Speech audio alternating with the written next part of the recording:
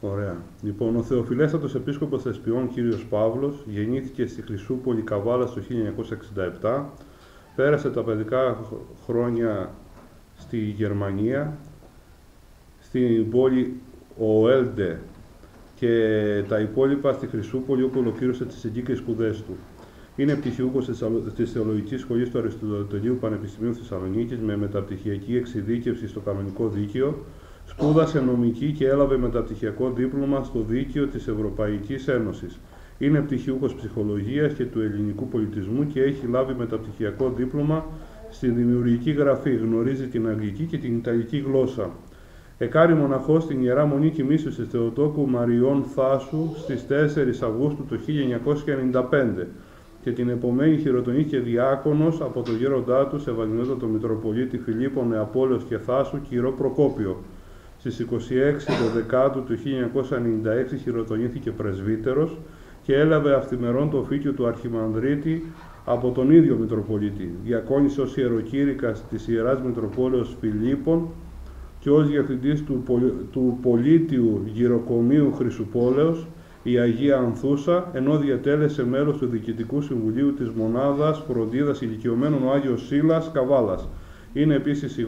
Ήταν επίσης ηγούμενος της Ιεράς Μονής Αγίου Αποστόλου Σίλα Καβάλας. Είχε την ευθύνη του Γραφείου Ορθοδόξου Μαρτυρίας της Εκκλησιαστικής Βιβλιοθήκης και του Γραφείου Εξωτερικής Ιεραποστολής, με αρκετές ιεραποδημίες στην Αφρική, κυρίως στην Ουγκάντα και στην Ασία. Διατέλεσε διευθυντής του Οικοτροφείου του Εκκλησιαστικού Λυκείου Νέας Καρβάλης και καθηγητής του Τμήματος Εκκλησιαστικής και Πολιτιστικής Κατάρτισης του ΙΕΚ Καβάλας. Είναι συνεργάτης στο παράρτημα της Ελληνικής Εταιρείας Αντιρευματικού Αγώνα Ελεάνα Χρυσούπολης. Στις 9 Οκτωβρίου του 2023 εξελέγει τιτουλάριος επίσκοπος Θεσπιών, βοηθός επίσκοπος της Αρχιεπισκοπής Αθηνών και ένα μήνα αργότερα, ημέρα Πέμπτη στις 9 Νοεμβρίου, εορτή του Αγίου Νεκταρίου Επισκόπου Πενταπόλεως του Εξιλιβρίας, έγινε εις επίσκοπο χειροτονία του στον κατάμεστο από πιστούς Καθεδρικό Ιερό Ναό των Αθηνών, παρά το γεγονός ότι ήταν εργάσιμη και καθημερινή. Εμείς είμαστε ιδιαίτερα χαρούμενοι που είναι ανάμεσά μας ο Θεοφιλέστατος, διότι γνωρίζουμε ότι η παρουσία του αλλά και ο λόγος του είναι πάντα ωφέλιμος και επικοδομητικός και αναγκαίος για να μπορέσουμε όλοι εμείς να κάνουμε αυτό το πνευματικό αγώνα το οποίο καλείται ο καθένας από εμάς να κάνει και ουσιαστικά τι να γίνει, να συναντήσει τον Χριστό. Γι' αυτό και επειδή υπάρχει αυτή η μεγάλη εμπειρία στο μυστήριο της εξομολογήσεως και νομίζω ότι είναι ένα μεγάλο πρόβλημα για όλους εμάς, αυτό το μυστήριο κακοποιείται, έχει κακοποιηθεί και από τους ανθρώπους που προσέρχονται προς την εξομολόγηση και από αυτούς οι οποίοι πολλές φορές το τελούν την εξομολόγηση, τους πνευματικούς. Γι' αυτό ζητάμε να μάθουμε τι πραγματικά είναι εξομολόγηση, πώς προσερχόμαστε. Είναι ένα άγνωστο μυστήριο και γι' αυτό και ο τίτλος δόθηκε έτσι, για να μπορέσουμε να καταλάβουμε τις κρυφές αυτές πτυχές του μυστηρίου, για να μπορέσουμε και όλοι εμείς να βοηθηθούμε και να πάρουμε απαντήσεις και να μπορούμε να προσερχόμαστε στο πετραχύλι του πνευματικού με μια άνεση, χωρίς να χρειάζεται στο μυαλό μας να γίνονται διάφορες διεργασίες και να προσπαθούμε να καταφέρουμε με εγκεφαλικό τρόπο και να αποφεύγουμε τον καρδιακό. Επομένως, Θεοφιλέστατε, έχετε εσείς το λόγο να μας πείτε αυτά τα οποία η εμπειρία σας τόσα χρόνια μέσα στα εξομολογητήρια έχετε να μας παραθέσετε. Απλά το μόνο που ήθελα να σημειώσω διαβάζοντας το βιογραφικό σας, μας συνδέει ότι 26 Δεκεμβρίου έχω και εγώ επέτειο χειροτονίας εις πρεσβύτερων. Ναι. Και έτσι, ναι, διαβάζοντας το λέω, ωραία, ναι, με αυτόν τον τρόπο, αυτή την επέτειο. Επομένως, έχετε το λόγο και εσείς να μας πείτε ότι έχει έτσι, η καρδία σας πάνω σε αυτό το θέμα, το μεγάλο γεγονός της εξομολόγησης. Εγώ θα ήθελα να ευχαριστήσω τον πατέρα Φιλάρετο για την πρόσκληση να έρθω και να βρεθώ μαζί σας και να μιλήσουμε για αυτό το θέμα που είναι πραγματικά πολύ σημαντικό και να ευχηθώ και τα υπόλοιπα μέχρι την εορτή του Αγίου Γεωργίου, αυτά που λέτε εδώ πέρα τροπεοφόρια, να είναι ευλογημένα, καρποφόρα, να ωφελήσετε πνευματικά μέσα από αυτές τις συνάξεις. Και μια κυρία είπε ότι θα είναι ωραία η σύναξη μας σήμερα. Εγώ θα έλεγα ότι κάθε σύναξη που γίνεται στο όνομα του Τριαδικού Θεού είναι ωραία από μόνη της. Γιατί ακριβώς είναι μια σύναξη που γίνεται στο όνομα του Θεού. Και κάθε σύναξη, πραγματικά κάθε σύναξη είναι μια αφορμή να βρεθούμε μεταξύ μας, αλλά παράλληλα να βρεθούμε και με τον Θεό. Οι συνάξεις εν εκκλησία ακριβώς αυτό το σκοπό υπηρετούν και να μας υπενθυμίσουν ότι δεν είμαστε μονάδες, δεν είμαστε ξεχωριστά άτομα, αλλά είμαστε πρόσωπα που ερχόμαστε σε κοινωνία. Και αυτό δηλοποιεί πάντοτε η σύναξη μέσα στην Εκκλησία. Ερχόμαστε σε κοινωνία ο ένας με τον άλλον και όλοι μαζί ερχόμαστε σε κοινωνία με τον Τριαδικό Θεό, με τις πρεσβείες των Αγίων, τους οποίους έχουμε σαν προστάτες, όπως εσείς έχετε εδώ τον Άγιο Γεώργιο τον Τροπεοφόρο, ο οποίος είναι ο προστάτης σας και είναι αυτός ο πρεσβευτής σας, ο οποίος σας συνδέει, μας συνδέει όλους με τον Τριαδικό Θεό. Το θέμα της εξομολογήσεως είναι πολύ σημαντικό και πολύ μεγάλο. Δεν είναι άγνωστο μυστήριο, αφού είναι γνωστό, αφού το ζούμε όλοι μας λίγο πολύ, αλλά όπως το έθεσε ο πατέρας Φιλάρετος, εμείς το καθιστούμε άγνωστο με την έννοια ότι πολλές φορές το παραποιούμε, το ζούμε με έναν διαφορετικό τρόπο, δεν το ζούμε ακριβώς στις διαστάσεις τις οποίες θα έπρεπε να το ζούμε και που ο καλός Θεός, ο Τριαδικός Θεός επέτρεψε σε μας μέσα στην απόλυτη φιλανθρωπία Του να το απολαμβάνουμε σαν μυστήριο. Εγώ θα κάνω μια μικρή ιστορική αναφορά και θα πω 2-3 θέματα σε σχέση με το μυστήριο και μετά να έχουμε την ευκαιρία να διαλεχτούμε εν συνάξη, δηλαδή να ανταλλάξουμε απόψεις. Γιατί αν στο τέλος δεν έχετε ερωτήσεις ή τοποθετήσεις, να πείτε συμφωνώ, διαφωνώ ή να προσθέσω αυτό κτλ., θα σημαίνει ότι δεν με ακούσατε. Γιατί ποτέ κανένας δεν μπορεί να πει, έχουμε και τον κύριο καθηγητή εδώ, δεν μπορεί να πει ότι τα είπε όλα και εξήντλησε το θέμα, αλλά και πάντοτε έχουμε ο καθένας τη δικιά μας προσωπική αντιληπτική ικανότητα, ώστε να προσλάβουμε αυτά που μας λέγει, αλλά και να αντιμετωπίσουμε το κάθε θέμα με το δικό μας τον τρόπο. Εξάλλου, μαρτυρίες και δικές μας χρειαζόμαστε, έτσι, για να πούμε πώς εμείς προσεγγίζουμε το μυστήριο της εξομολογήσεως. Όλα ξεκινούν από ένα απόγευμα. Δηλαδή, το μυστήριο της εξομολογήσεως ξεκινάει ουσιαστικά από ένα απόγευμα, όπως λέγουν οι πατέρες, όπου ο άνθρωπος ευρισκόμενος στον Παράδεισο επέτρεψε για πρώτη φορά να εισέλθει μέσα στην ανθρώπινη ιστορία η αμαρτία σαν γεγονός. Πότε ήταν αυτό? Ήταν ακριβώς εκείνη τη στιγμή που η Εύα συνομίλησε με τον διάβολο. Έτσι. Επέτρεψε δηλαδή να πάψει να έχει επαφή και κοινωνία μόνο με τον Θεό, που είχε κάθε μέρα, μιλούσε με τον Θεό κάθε μέρα, συνδιαλεγόταν μαζί Του και θέλησε εκείνη τη στιγμή να ακούσει και κάποιον άλλο. Και ήκουσε βέβαια τον διάβολο, ο οποίος, όπως λέει και η λέξη, δηλαδή το διάβολος είναι επίθετο, έτσι, δεν είναι επιθετικός προσδιορισμός, θα λέγαμε. Τι έκανε? Διέβαλε την αλήθεια. Δηλαδή ήρθε να πει στην Εύα κάτι που ήταν εν μέρει αλήθεια, αλλά στη βάση του ήταν ψέμα. Ποιο ήταν αυτό? Ότι ο Θεός σας έδωσε αυτή την απαγόρευση του να μην φάτε από τον καρπό της γνώσεως του καλού και του κακού, όχι για να μην πεθάνετε, όπως σας είπε, αλλά γιατί δεν θέλει να γίνετε και εσείς θεοί. Θυμάστε πώς ξεκίνησε ο διάλογος αυτός? Το θυμάστε? Είναι αυτές οι πονηριές του διαβόλου, που δεν ξεκινάει την κατά μέτωπο επίθεση, αλλά ξεκινάει περιφερειακά πάντοτε, γιατί αν ξεκινούσε κατά μέτωπο επίθεση και η Εύα θα προστάτευε τον εαυτό της, θα καταλάβαινε ότι ήταν επίθεση. Αλλά ήταν έτσι παράπλευρη. Τι της λέει?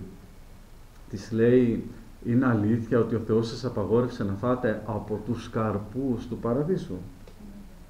Ήξερε την αλήθεια, ότι δεν ήταν η απαγόρευση γενική, αλλά ήταν ειδική. Ο Θεός δεν απαγόρευσε να τρώνε από όλους τους καρπούς, αλλά από έναν συγκεκριμένο καρπό. Αυτό γιατί το είπε ο διάβολος, λένε οι πατέρες, για να προκαλέσει, έτσι, περιφερειακά, να αφήσει την άμυνα της Εύας απροστάτευτη, χαλαρή. Οπότε η Εύα έρχεται να υποτίθεται να προστατεύσει το Θεό. Και τι λέει? Όχι, δεν ισχύει αυτό, λες ψέματα, του λέει. Δεν ισχύει αυτό από τον συγκεκριμένο καρπό. Τι συνέβη και όμως εκείνη τη στιγμή? Έπιασε κουβέντα με τον διάβολο. Κρατήστε το αυτό γιατί θα το πούμε και μετά. Έπιασε κουβέντα με τον διάβολο και έτσι ήρθε η πτώση. Γιατί ο διάβολος προχώρησε και πέτυχε το στόχο που ήταν να βάλει έναν κακό λογισμό μέσα στην Εύα για τον Θεό, και αυτός ο κακός λογισμός να απομακρύνει την Εύα από τον Θεό. Και φυσικά ποτέ η αμαρτία μας δεν είναι ατομική, αλλά πάντοτε είναι συλλογική, επηρεάζει δηλαδή και τους άλλους ανθρώπους, αφού ζούμε, όπως είπαμε, πρόσωπα είμαστε και ερχόμαστε σε κοινωνία ο ένας με τον άλλον, και γι' αυτό ακριβώς επηρέασε και τον Αδάμ. Τον επηρέασε και τον Αδάμ και έτσι ήρθε η πτώση. Τι σήμαινε πτώση? Ότι διασπάστηκε η σχέση του ανθρώπου με τον Θεό. Αυτό σημαίνει αμαρτία, ξέρετε. Μην ψάχνετε να βρείτε. Σήμερα διάβαζα ένα άρθρο που έλεγε για τις θανάσιμες αμαρτίες, τις γνωστές. Δεν υπάρχουν αυτά. Δηλαδή μην ψάχνετε να βρείτε αν υπάρχουν θανάσιμες αμαρτίες, τις γνωστές αμαρτίες. Οτιδήποτε μας χωρίζει από τον Θεό είναι αμάρτημα. Ό,τι και να είναι αυτό. Είτε είναι η σκέψη μας, είτε είναι οι πράξεις μας, είτε είναι τα λόγια μας, ό,τι και να είναι, από τη στιγμή που μας απομακρύνει από τον Θεό, αυτό λέγεται αμαρτία. Αυτό είναι η αμαρτία. Ο Αδάμ και η Εύα λοιπόν δεν κάνανε κάτι άλλο, παρά μονάχα απομακρύνθηκαν από το Θεό δια της ανυπακοής τους. Ένα πράγμα. Φανταστείτε δηλαδή να έχεις όλα τα πάντα, τα πλούτη του κόσμου αυτού και ένα καρπό να μην θες, να μην πρέπει να φας. Αλλά τι ήτανε? Δεν ήταν ούτε ο καρπός, λέει ο Μέγας Βασίλειος και ο Άγιος Ιωάννης ο Χρυσόστομος, αλλά ήταν η δοκιμασία της ελευθερίας. Δηλαδή ο Θεός ήθελε να δοκιμάσει την ελευθερία των ανθρώπων, μάλλον οι άνθρωποι, να το πω καλύτερα, πιο ορθόδοξα, οι άνθρωποι έπρεπε να εξασκηθούν στην ελευθερία, δηλαδή να καλλιεργήσουν την ελευθερία μέσα τους. Πώς θα την καλλιεργούσαν την ελευθερία, αφού μέσα στον παράδεισο ήταν απόλυτα ελεύθεροι, έπρεπε να μπει ένας περιορισμός για να μπορέσουν να καλλιεργήσουν αυτή την ελευθερία. Δεν το κατάφεραν και έτσι οδηγήθηκαν στην πτώση. Έκοψαν τη σχέση με τον Θεό και τι συνέβη? Και θυμάστε, ήρθε μετά η αίσθηση της ηθικής που μέχρι εκείνη τη στιγμή δεν υπήρχε. Η ηθική έρχεται μετά την πτώση. Ένιωσαν ότι ήταν γυμνοί και ντράπηκαν, έτσι. Και ένιωσαν και κάτι άλλο, ένιωσαν φόβο όταν άκουσαν τα βήματα του Θεού. Είναι ακριβώς αυτά που έρχονται σήμερα και τα νιώθουμε κάθε μέρα στη ζωή μας. Και κρύφτηκαν όταν άκουσαν τα βήματα του Θεού. Εκεί λοιπόν, σε εκείνο το σημείο, ξεκινάει η μεγάλη φιλανθρωπία του Θεού που λέγεται μετάνοια. Ο Θεός απευθύνεται στον Αδάμ και του λέει ένα ωραίο ερώτημα. Δεν τον βλέπει, υποτίθεται ο Αδάμ έχει κρυφτεί. Μπορούμε να κρυφτούμε από το Θεό? Δεν μπορούμε. Αλλά ο Αδάμ μέσα στην πτώση, μέσα στην αδυναμία που ένιωσε εκείνη τη στιγμή, πήγε να κρυφτεί. Και ο Θεός τι ρωτάει? Θυμάστε τη φράση? Αδάμ, πού είσαι Αδάμ? Ήξερε ο Θεός που ήταν ο Αδάμ. Δεν τον ρωτούσε για να μάθει που είναι, αλλά αυτό ήταν η πρόσκληση του Θεού να εκδηλώσει ο Αδάμ τη μετάνοιά του, να μετανοήσει και να εξομολογηθεί το αμάρτημά του. Εκεί λοιπόν ξεκινάει η βάση αυτού του ιερού μυστηρίου της εξομολογήσεως. Από εκεί η πρώτη κίνηση δηλαδή του Θεού μετά την πτώση του ανθρώπου ήταν η δωρεά του μυστηρίου της εξομολογήσεως και της μετανοίας. Με αυτή τη φράση, Αδάμ πού είσαι Αδάμ? Και Αδάμ βέβαια, εκείνος τι του λέει? Κρύφτηκα από σένα, γιατί? Και κάνουν αυτόν τον διάλογο, και στον διάλογο αυτό λέει ο Μέγας Βασίλειος, είναι συγκλονιστικά αν μπορέσετε, και ο Ιερός Χρυσόστομος, εκτενέστερα όταν ερμηνεύει το βιβλίο της Γεννήσεως, ο Ιερός Χρυσόστομος παρουσιάζει αυτή την ψυχολογική προσέγγιση που κάνει ο Θεός προς τον Αδάμ. Θα του πιάνει ένα διάλογο και του λέει, γιατί, ποιος σου το είπε? Πώς το κατάλαβες ότι ήσουν γυμνός, γιατί κρύφτηκες κτλ. Και περιμένει σιγά σιγά με αυτόν τον τρόπο να ακούσει το ευλογημένο ήμαρτον, ότι έκανα λάθος. Μέχρι την τελευταία στιγμή, μέχρι που ο Αδάμ τι του λέει? η Εύα, η γυναίκα την οποία εσύ μου έδωκες, έτσι, να πώς έρχεται η αμαρτία, φέρνει την πτώση, όχι μόνο αυτά τις σχέσεις του ανθρώπου με το Θεό, αλλά και τις σχέσεις του ανθρώπου με τον συνάνθρωπο. Η σάρκα από τη σάρκα μου και τα οστά από τα οστά μου που είπε όταν είδε ο Αδάμ την Εύα, έγιναν η γυναίκα την οποία μου έδωκες. Άρα εμέσως κατηγορούσε και τον Θεό για την δικιά του την αμαρτία. Δηλαδή, αν δεν μου έδινες, Θεέ μου, την γυναίκα, εγώ δεν θα έπεφτα, δεν θα επηρεαζόμουν. Εσύ μου την έδωσες, άρα εσύ φταίς. Είναι αυτό που λέμε και εμείς στις δικές μας αμαρτίες πολλές φορές. Γιατί το επέτρεψες, εσύ μ' άφησες να το κάνω, άρα φταίς και εσύ. Πολλές φορές το λέμε αυτό. Στο Θεό και για ο καθένας με τον δικό του τον τρόπο. Είναι ακριβώς η επανάληψη του αμαρτήματος του Αδάμ. Και φυσικά και η Εύα είπε το ίδιο πράγμα, ότι έφταιγε το φίδι και δεν έφταιγε εκείνη. Ενώ έπρεπε να πούνε μια φράση, έτσι, το ήμαρτο. Δόθηκε αυτή η ευκαιρία, δεν υπόθηκε ποτέ αυτό το ήμαρτον. Παρ' όλα αυτά όμως ο Θεός, την στιγμή που για μας φαίνεται σαν τιμωρία, έρχεται το πρώτο Ευαγγέλιο. Δηλαδή, τι λέει στην Εύα, το θυμάστε, της λέει εκεί ότι με οδύνη να γεννάς τα παιδιά σου και με τον υδρότα στον Αδάμ να βγάζεις το ψωμί σου κτλ. Αλλά λέει ότι και εσύ φίδι να σέρνεις κτλ. Αλλά ότι θα γεννήσεις, έτσι, αυτόν ο οποίος το φίδι θα τον τζιμπήσει τη φτέρνα, αλλά εκείνος θα του πατάξει την κεφαλή. Δηλαδή, ότι έρχεται η προσδοκία της αποκατάστασης των πάντων. Αυτή η αμετανοησία του Αδάμ θα αποκατασταθεί μέσα από την υπακοή του νέου Αδάμ, που είναι ο Χριστός. Έτσι λοιπόν, σε εκείνο το σημείο, σε αυτό το περιστατικό, ξεκινάει η φιλάνθρωπη διάθεση του Θεού να δώσει σε εμάς αυτό το υπέροχο μεγάλο μυστήριο της εξομολογήσεως, το οποίο βέβαια το βλέπουμε και μέσα στην Παλαιά Διαθήκη, όπου, για παράδειγμα, χαρακτηριστικό παράδειγμα, να μην αναφέρω όλα αυτά που λέει η Παλαιά Διαθήκη, έχουμε τον προφητάνακτα Δαβίδ, ο οποίος αμαρτάνει, αλλά εξομολογείται τις αμαρτίες του και ζητάει το έλεος του Θεού, κατανοώντας ότι η αμαρτία μένει στον αιώνα των αιώνων. Αλλά ζητάει τη συγχώρηση και φυσικά ο Θεός τον συγχωρεί και γι' αυτό γίνεται και ο μεγάλος βασιλεύς του Ισραήλ. Και παντού βέβαια στην Παλαιά Διαθήκη βλέπουμε ότι και ο ίδιος ο λαός, όχι μονάχα τα πρόσωπα σαν πρόσωπα, αλλά και ο ίδιος ο λαός μετανοεί πάμπολες φορές. Δηλαδή ο Θεός ζητάει την μετάνοια όταν ο λαός φεύγει, ξεφεύγει και αλλαξοπιστεί και προδίδει τον ένα και μοναδικό Θεό. Ο Θεός στέλνει τους προφήτες για να τους ανακαλέσει και να τους οδηγήσει στη μετάνοια.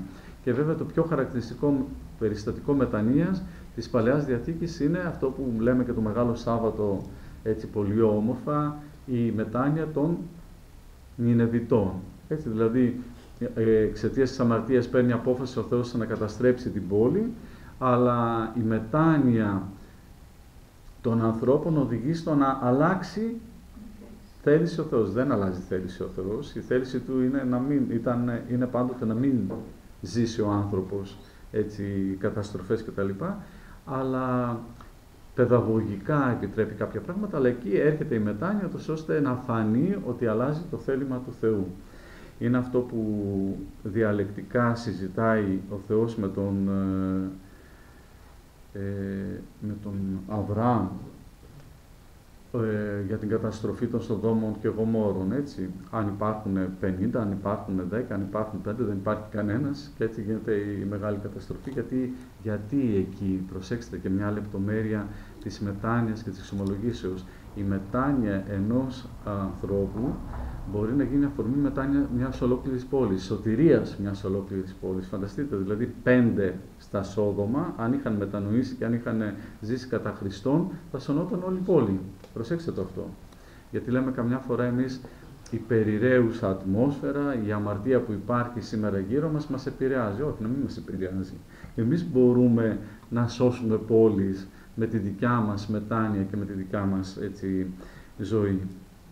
Και φτάνουμε, έτσι για να ολοκληρώσω τα ιστορικά, φτάνουμε στο σημείο της παρουσίας του Τιμίου Προδρόμου, ο οποίος τι είναι ο πρόδρομος, έτσι, αυτός που προετοιμάζει την οδόν Κυρίου και ο οποίος τι λέει, μια φράση χρησιμοποιεί μονάχα στο κήρυγμά του, μετανοείται και γάρη βασιλεία των ουρανών. Άρα ζητάει από τους ανθρώπους την μετάνοια.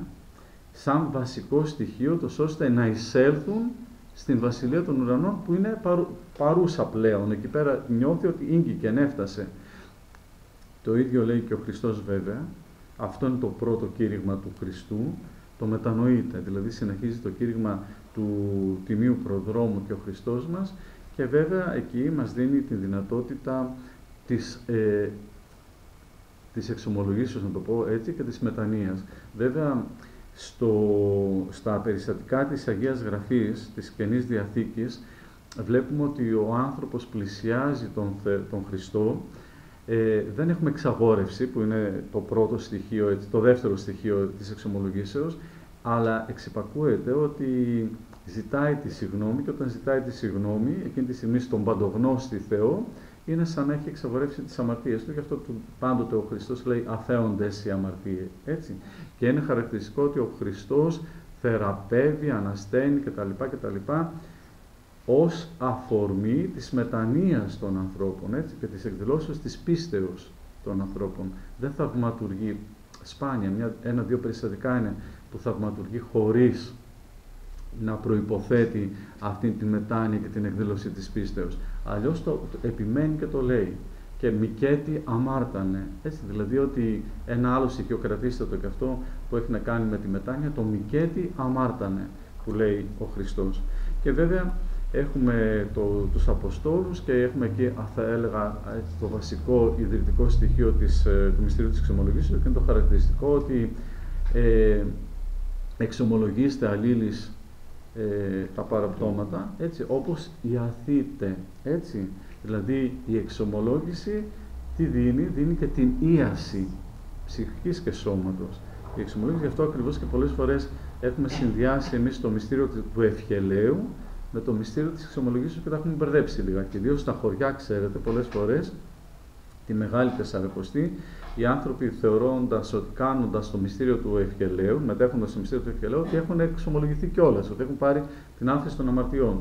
Είναι συνδυαστικό, δεν ισχύει μόνο του. Δηλαδή το μυστήριο του ευχελαίου έχει ιαματικές ιδιότητες, και φυσικά μέσα στις ιαματικές ιδιότητες είναι και η θεραπεία της ψυχής μας, η οποία ασθενεί δια της αμαρτίας, αλλά προηγείται ή έπεται, δεν έχει σημασία, ανάλογα, αλλά απαιτείται, θα έλεγα, σωστότερα, για να μην βάλουμε χρονικό προσδιορισμό, απαιτείται η εξομολόγηση των αμαρτιών. Αυτά λίγος πολύ χρονικά, ιστορικά. Από εκεί και μετά, αν θέλουμε να δούμε λιγάκι τα στοιχεία της εξομολογήσεως, όπως λίγος πολύ τα είδαμε μέσα από αυτή την ιστορική, έτσι, εξέλιξη του μυστηρίου της εξομολογήσεως, είναι συγκεκριμένα. Το πρώτο είναι το στοιχείο της αμαρτίας. Αν δεν υπήρχε αμαρτία στη ζωή του ανθρώπου, δεν θα χρειαζόταν και η μετάνοια και η εξομολόγηση. Αλλά ουκ έστιν άνθρωπος ο ζήσεται επί της γης και ουκ αμαρτήσει. Έτσι, δεν υπάρχει άνθρωπος που να ζει στη γη και να μην έχει αμαρτήσει. Καν μία ημέρα, έτσι, η ζωή του ανθρώπου επί της γης. Ακόμα και αν είναι μία ημέρα. Θα μου πείτε, μα τα μικρά παιδιά, μα όλοι μας στη φύση μας έχουμε αυτή την επιρρέπεια προς την αμαρτία, δηλαδή την αποκοπή από το θέλημα του Θεού, από τη σχέση μας με το Θεό, και το κουβαλάμε, έτσι, μέσα από το προπατορικό αμάρτημα, αλλά και επικτήτα μετά μέσα από τις δικές μας επιλογές στη ζωή μας. Επομένως, το πρώτο στοιχείο είναι η αμαρτία. Και επειδή η αμαρτία είναι χαρακτηριστικό στοιχείο του ανθρώπου, έρχεται το μυστήριο της εξομολογήσεως. Έτσι. Το μυστήριο της εξομολογήσεως, λοιπόν, προϋποθέτει την αντίστροφη κίνηση από την αμαρτία. Πώς έρχεται η αμαρτία στη ζωή του ανθρώπου? Εξαιτίας του εγωισμού και της διαθέσεως εμείς οι άνθρωποι να αυτονομηθούμε από τον Θεό και να ακολουθήσουμε το δικό μας τον δρόμο. Η μετάνοια σημαίνει αντιστροφή. Σημαίνει ότι εγκαταλείπω τον εγωισμό μου και κατανοώ ότι έχω απομακρυνθεί από τον Θεό και θέλω να ξαναποκτήσω σχέσεις με τον Θεό. Πού το βλέπουμε αυτό χαρακτηριστικά? Στην παραβολή του ασώτου Υιού. Ο άσωτος Υιός, είμαστε όλοι άσωτοι, ξέρετε. Όλοι μας στη ζωή μας ζούμε αυτή την κατάσταση. Τι κάνει ο άσωτος Υιός? Θέλει να αυτονομηθεί από τον Θεό, Πατέρα, ζητάει επιβάλλον μέρος της ουσίας, που αυτό σημαίνει ότι ουσιαστικά θανατώνει για να κληρονομήσω και να πάρω το επιβάλλον μέρος της ουσίας, σημαίνει ότι κληρονομώ. Κληρονομείς ζωντανά κάποιον, δεν τον κληρονομείς, έτσι πρέπει να πεθάνει για να τον κληρονομείς. Επομένως, ουσιαστικά στην ψυχή του τον πεθαίνει τον πατέρα για να πάρει την κληρονομία και αυτή την κληρονομία την κατασπαλά ζών ασώτος σε χώρα μακράν. Έτσι, δηλαδή έχει φύγει από τον χώρο της παρουσίας του πατέρα. Αυτό είναι η αμαρτία. Αυτό που είναι που ζούμε όλοι μας. Όταν έρχεται στην απόλυτη ένδυα να τρέφεται με την τροφή των χείρων και κατανοεί ότι μέσα του υπάρχει ένα μεγαλείο, μια ψυχή η οποία δεν μπορεί να είναι μαζί με τους χείρους, κατανοεί ότι στον οίκο του πατέρα του ακόμα και η δούλη είναι καλύτερα από εκείνον. Άρα τι έχει να κάνει? Το πρώτο που έχει να κάνει είναι να επιστρέψει. Εδώ ξεκινάει η μετάνοια. Άρα λοιπόν η μετάνοια σημαίνει επιστροφή, επιστρέφω. Είναι το πρώτο. Κατανοώ δηλαδή ότι βρίσκομαι σε μια λάθος κατάσταση, είμαι δηλαδή σε μια χώρα μακράν του Θεού και ζω ασώτος και καταδαπανώ την περιουσία του πατέρα μου. Τι σημαίνει αυτό? Ότι έχω αποκοπεί από το θέλημα του Θεού, έχω απομακρυνθεί από το Θεό. Οι επιλογές μου είναι αντίθετες από το θέλημα του Θεού, άρα ασωτεύω και καταδαπανώ την περιουσία που μου έχει δώσει ο πατέρας στα χαρίσματα. Όλα τα χαρίσματα που τα έχω, αντί να τα καλλιεργώ προς δόξα του Θεού και για την διακονία των ανθρώπων, εγώ τα δαπανώ ζώντας την εφάμαρτη ζωή μου. Έρχεται λοιπόν η μετάνοια όταν κατανοώ ότι είμαι σε λάθος χώρα, ζω με λάθος τρόπο, μακριά από τον Θεό και κατασπαλώ την ύπαρξή μου και επιστρέφω. Το δεύτερο είναι η επιστροφή, δηλαδή χρειάζεται όχι απλώς να το κατανοήσω, αλλά να κάνω μια κίνηση επιστροφής, δηλαδή να επιστρέψω προς τον άσωτο που κίνησε να πορευτεί, ξέροντας και έχοντας στο νου του ότι ο πατέρας πιθανόν να μην τον δεχτεί σαν ιό, αλλά ως ένα το μυστείο του. Έτσι, αυτό είναι το σημαντικό, δηλαδή επιστρέφω με ταπείνωση, με ταπεινό τρόπο, κατανοώντας ότι έχω χάσει το μεγαλείο του να είμαι παιδί του Θεού και άρα χρειάζεται ταπείνωση, το δεύτερο στοιχείο που πρέπει να έχω μέσα μου, το τρίτο μάλλον, έτσι. Το πρώτο είναι κατανόηση, το δεύτερο είναι μια κίνηση να επιστρέψω, το τρίτο είναι αυτό το στοιχείο και το τέταρτο μετά είναι ευρισκόμενος ενώπιον του πατέρα. Τι κάνει ο Υιός? Λέει, είμαι από τον Πάτερ στον ουρανό και ενώπιόν σου, προσέξτε το. Άρα εξαγορεύω, η εξαγόρευση ενώπιον του Θεού, να πω ότι έχω αμαρτήσει, να το κατανοήσω και να το πω πραγματικά αυτό ότι έχω αμαρτήσει και να κατανοήσω ότι είμαι άξιος κληθήνε Υιός σου, ότι πια εξαιτίας της αμαρτίας μου δεν είμαι άξιος, αλλά πίσω όμως σε ένα το μυστείο σου. Θέλω όμως να είμαι μαζί σου, όχι σαν Υιός σου, αλλά θέλω να είμαι μαζί σου. Άρα εξαγόρευση των αμαρτιών και ταυτόχρονα αυτό το ταπεινό φρόνημα της κατανόησης ότι έχω χάσει τα χαρίσματα και ζητώ από το Θεό όχι να μου δώσει πάλι τα χαρίσματα, αλλά τι να μου επιτρέψει? Να μου επιτρέψει να είμαι μαζί Του. Και ας είμαι και δούλος, και ας είμαι μυστίος, ό,τι και να είμαι, αλλά να είμαι μαζί Του. Δηλαδή, ο πόθος και η επιθυμία μου να είμαι μαζί με τον Θεό.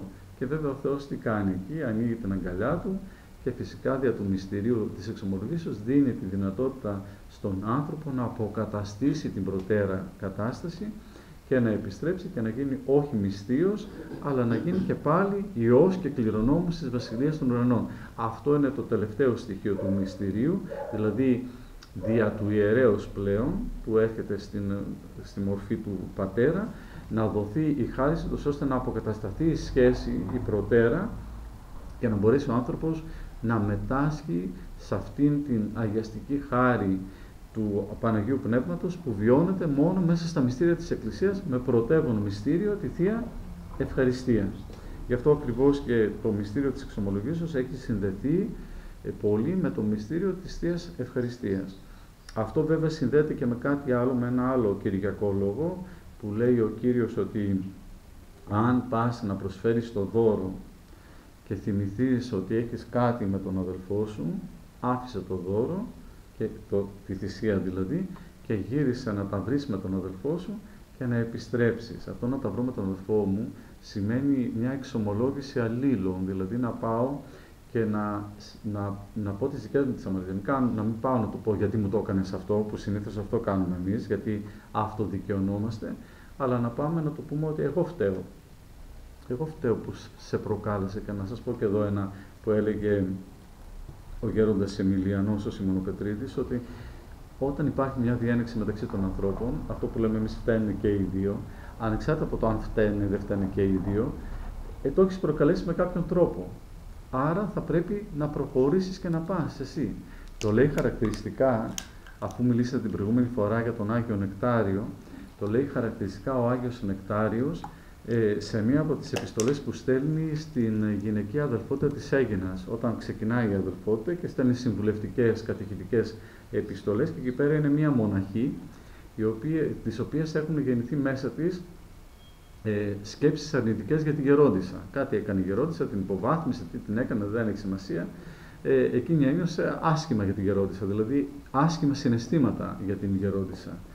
Και αυτό σιγά σιγά μέσα της άρχισε να δημιουργεί αρνητικά αισθήματα που εξελισσόταν σε άλλες καταστάσεις. Οπότε ο Άγιος Νεκτάριος στην επιστολή του της λέγει: θα πρέπει να πας να το εξομολογηθείς στην γερόντισσα. Προσέξτε τώρα αυτό. Αυτό είναι πολύ δύσκολο. Να έχω μια αρνητική σκέψη τώρα για τον πατέρα Φιλάρτο, όχι για τον πατέρα Φιλάρτο, να είναι ηγούμενος δηλαδή, και να πάω να του πω: ξέρεις, εγώ σκέφτομαι αυτό το αρνητικό για σένα. Οπότε μέσα σε αυτόν τον διάλογο που η μοναχή λέει, αυτό μπορεί να προκαλέσει θέματα, συζητήσεις, να δημιουργήσει άλλες καταστάσεις. Τι της λέει πολύ συγκλονιστικό και πολύ ωραίο? Δεν θα πας να της πεις ότι φταίει εκείνη που δημιουργήθηκαν αρνητικές σκέψεις σε σένα, αλλά ότι φταίς εσύ γιατί επέτρεψες τον εαυτό σου να σκεφτεί αρνητικά για την γερόντισσα. Αυτή είναι ο σωστός τρόπος αντιμετώπισης και η αληθινή μετάνοια. Δηλαδή να κατανοήσω ότι εγώ φταίω. Μπορεί ο πατήρ Φιλάρτος να φώναζε σήμερα, για παράδειγμα, έτσι. Και εγώ να εκνευρίστηκα και να έγινα ιεροκατήγορος. Και κοσμικά τι θα λέγουμε, έφταιγε ο πατήρ, είδες, μας προκάλεσε. Όχι. Γιατί εγώ έχασα την εσωτερική μου ειρήνη και επέτρεψα στον εαυτό μου να σκεφτώ αρνητικά για τον πατέρα Φιλάρτο? Γιατί αν εγώ στη λειτουργία ήμουνα εκεί παρόν και συνομιλούσα με τον Θεό δια Αγίου Πνεύματος και ήταν μόνο μαζί με τους Αγίους, είτε φώναζε είτε δεν φώναζε ο πατήρ Φιλάρετος, ή μάλλον θα έλεγα το αντίθετο. Αν φώναζε ο πατήρ Φιλάρετος, εγώ θα προσευχόμουν για τον πατέρα Φιλάρετο να ηρεμήσει. Άρα εγώ είχα χάσει ήδη την ηρεμία, την ειρήνη της ψυχής μου και επέτρεψα να γεννούνται αρνητικές σκέψεις. Αυτό καθημερινότητα μπορούμε να το δούμε και στην οικογένεια κτλ. Και λέει ο Άγιος Νεκτάριος, για να ξαναβρεις λοιπόν την ειρήνη, θα πας και θα εξομολογηθείς αυτό το πράγμα. Και αυτό είναι ένα άλλο βασικό στοιχείο, το οποίο θα πρέπει να κρατήσουμε στην εξομολόγηση, που έχει παρεξηγηθεί σαν μυστήριο, το γεγονός ότι στην εξομολόγηση δεν πηγαίνουμε να εξομολογηθούμε τα αμαρτήματα των άλλων, αλλά πηγαίνουμε να εξομολογηθούμε τα αμαρτήματα τα δικά μας. Και πηγαίνουμε να τα εξομολογηθούμε απροϋπόθετα. Δηλαδή, για παράδειγμα, νευρίασα. Ερχόταν πολλές φορές κάποιοι να εξομολογηθούν και έλεγε ναι, νευρίασα και μάλωσα με την γυναίκα μου, ας πούμε, για παράδειγμα. Και αν σταματούσε και ήταν πολύ ωραία τα πράγματα. Αλλά έλεγε, γιατί η γυναίκα μου είναι έτσι, είναι αλλιώς, είναι αλλιώτικα, κάνει εκείνο. Η γυναίκα σου τα κάνει αυτά. Εσύ όμως δεν ήρθες να εξομολογηθείς για την γυναίκα σου, ήρθες να εξομολογηθείς για τον εαυτό σου. Τι ήταν αυτό που σε προκάλεσε, ούτως ώστε να εκνευριστείς? Άρα θα πρέπει να προσεγγίσουμε τον εαυτό μας. Και όταν πάμε στην εξομολόγηση, εξομολογούμαστε τα δικά μας τα παραπτώματα, χωρίς να βάζουμε επειδή. Δηλαδή εξομολογούμε, αλλά δεν λέω επειδή. Έκλεψα επειδή. Είπα ψέματα επειδή. Έτσι. Μάλωσα επειδή. Αν τα βάλω αυτά, τότε δεν σημαίνει ότι έχω μετανοήσει εγώ, αλλά έχω δικαιολογήσει τον εαυτό μου ήδη. Και επομένως, αφού πάω πάλι έτσι αυτοδικαιωμένο στην εξομολόγηση, θα φύγω σαν τον Φαρισαίο, ο οποίος αυτοδικαιωμένος κατέβηκε από την προσευχή, αλλά ο τελώνης ήταν αυτός τελικά που δικαιώθηκε η προσευχή του.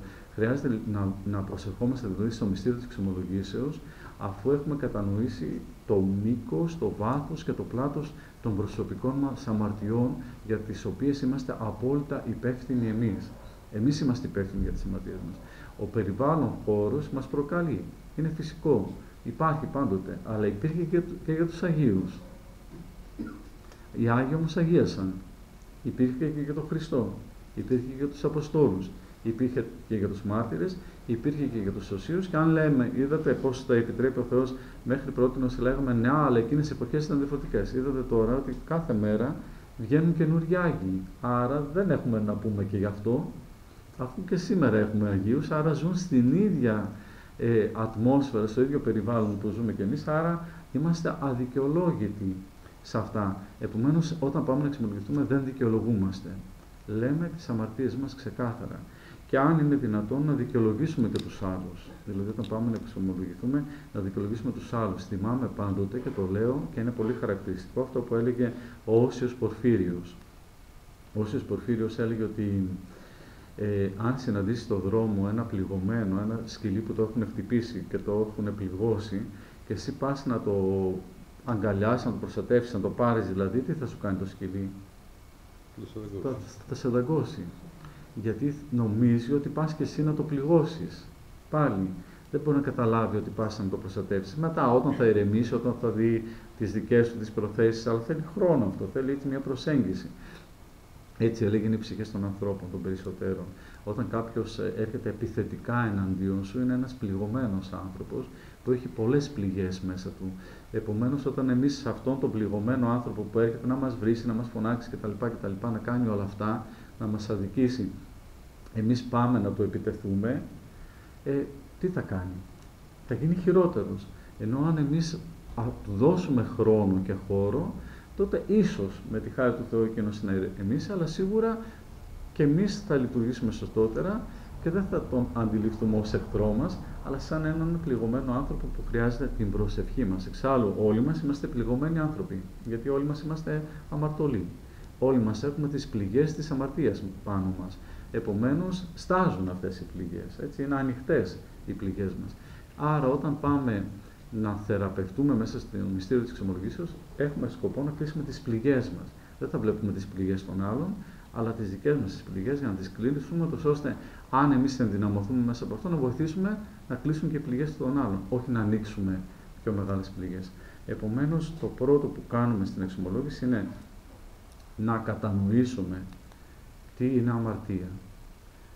Το δεύτερο είναι αυτό που κατανοούμε ως αμαρτία, να κατανοήσουμε ότι είναι απόλυτα δικιά μας επιλογή. Ότι δηλαδή εμείς φταίμε γι' αυτό, ξεκάθαρα και μόνο εμείς. Και το τρίτο είναι, το βασικό στοιχείο, ότι θα πρέπει να έχουμε διάθεση να το αλλάξουμε αυτό. Δηλαδή να μην συνεχίσουμε να ζούμε στην ίδια κατάσταση, αλλά να έχουμε διάθεση μετανοίας.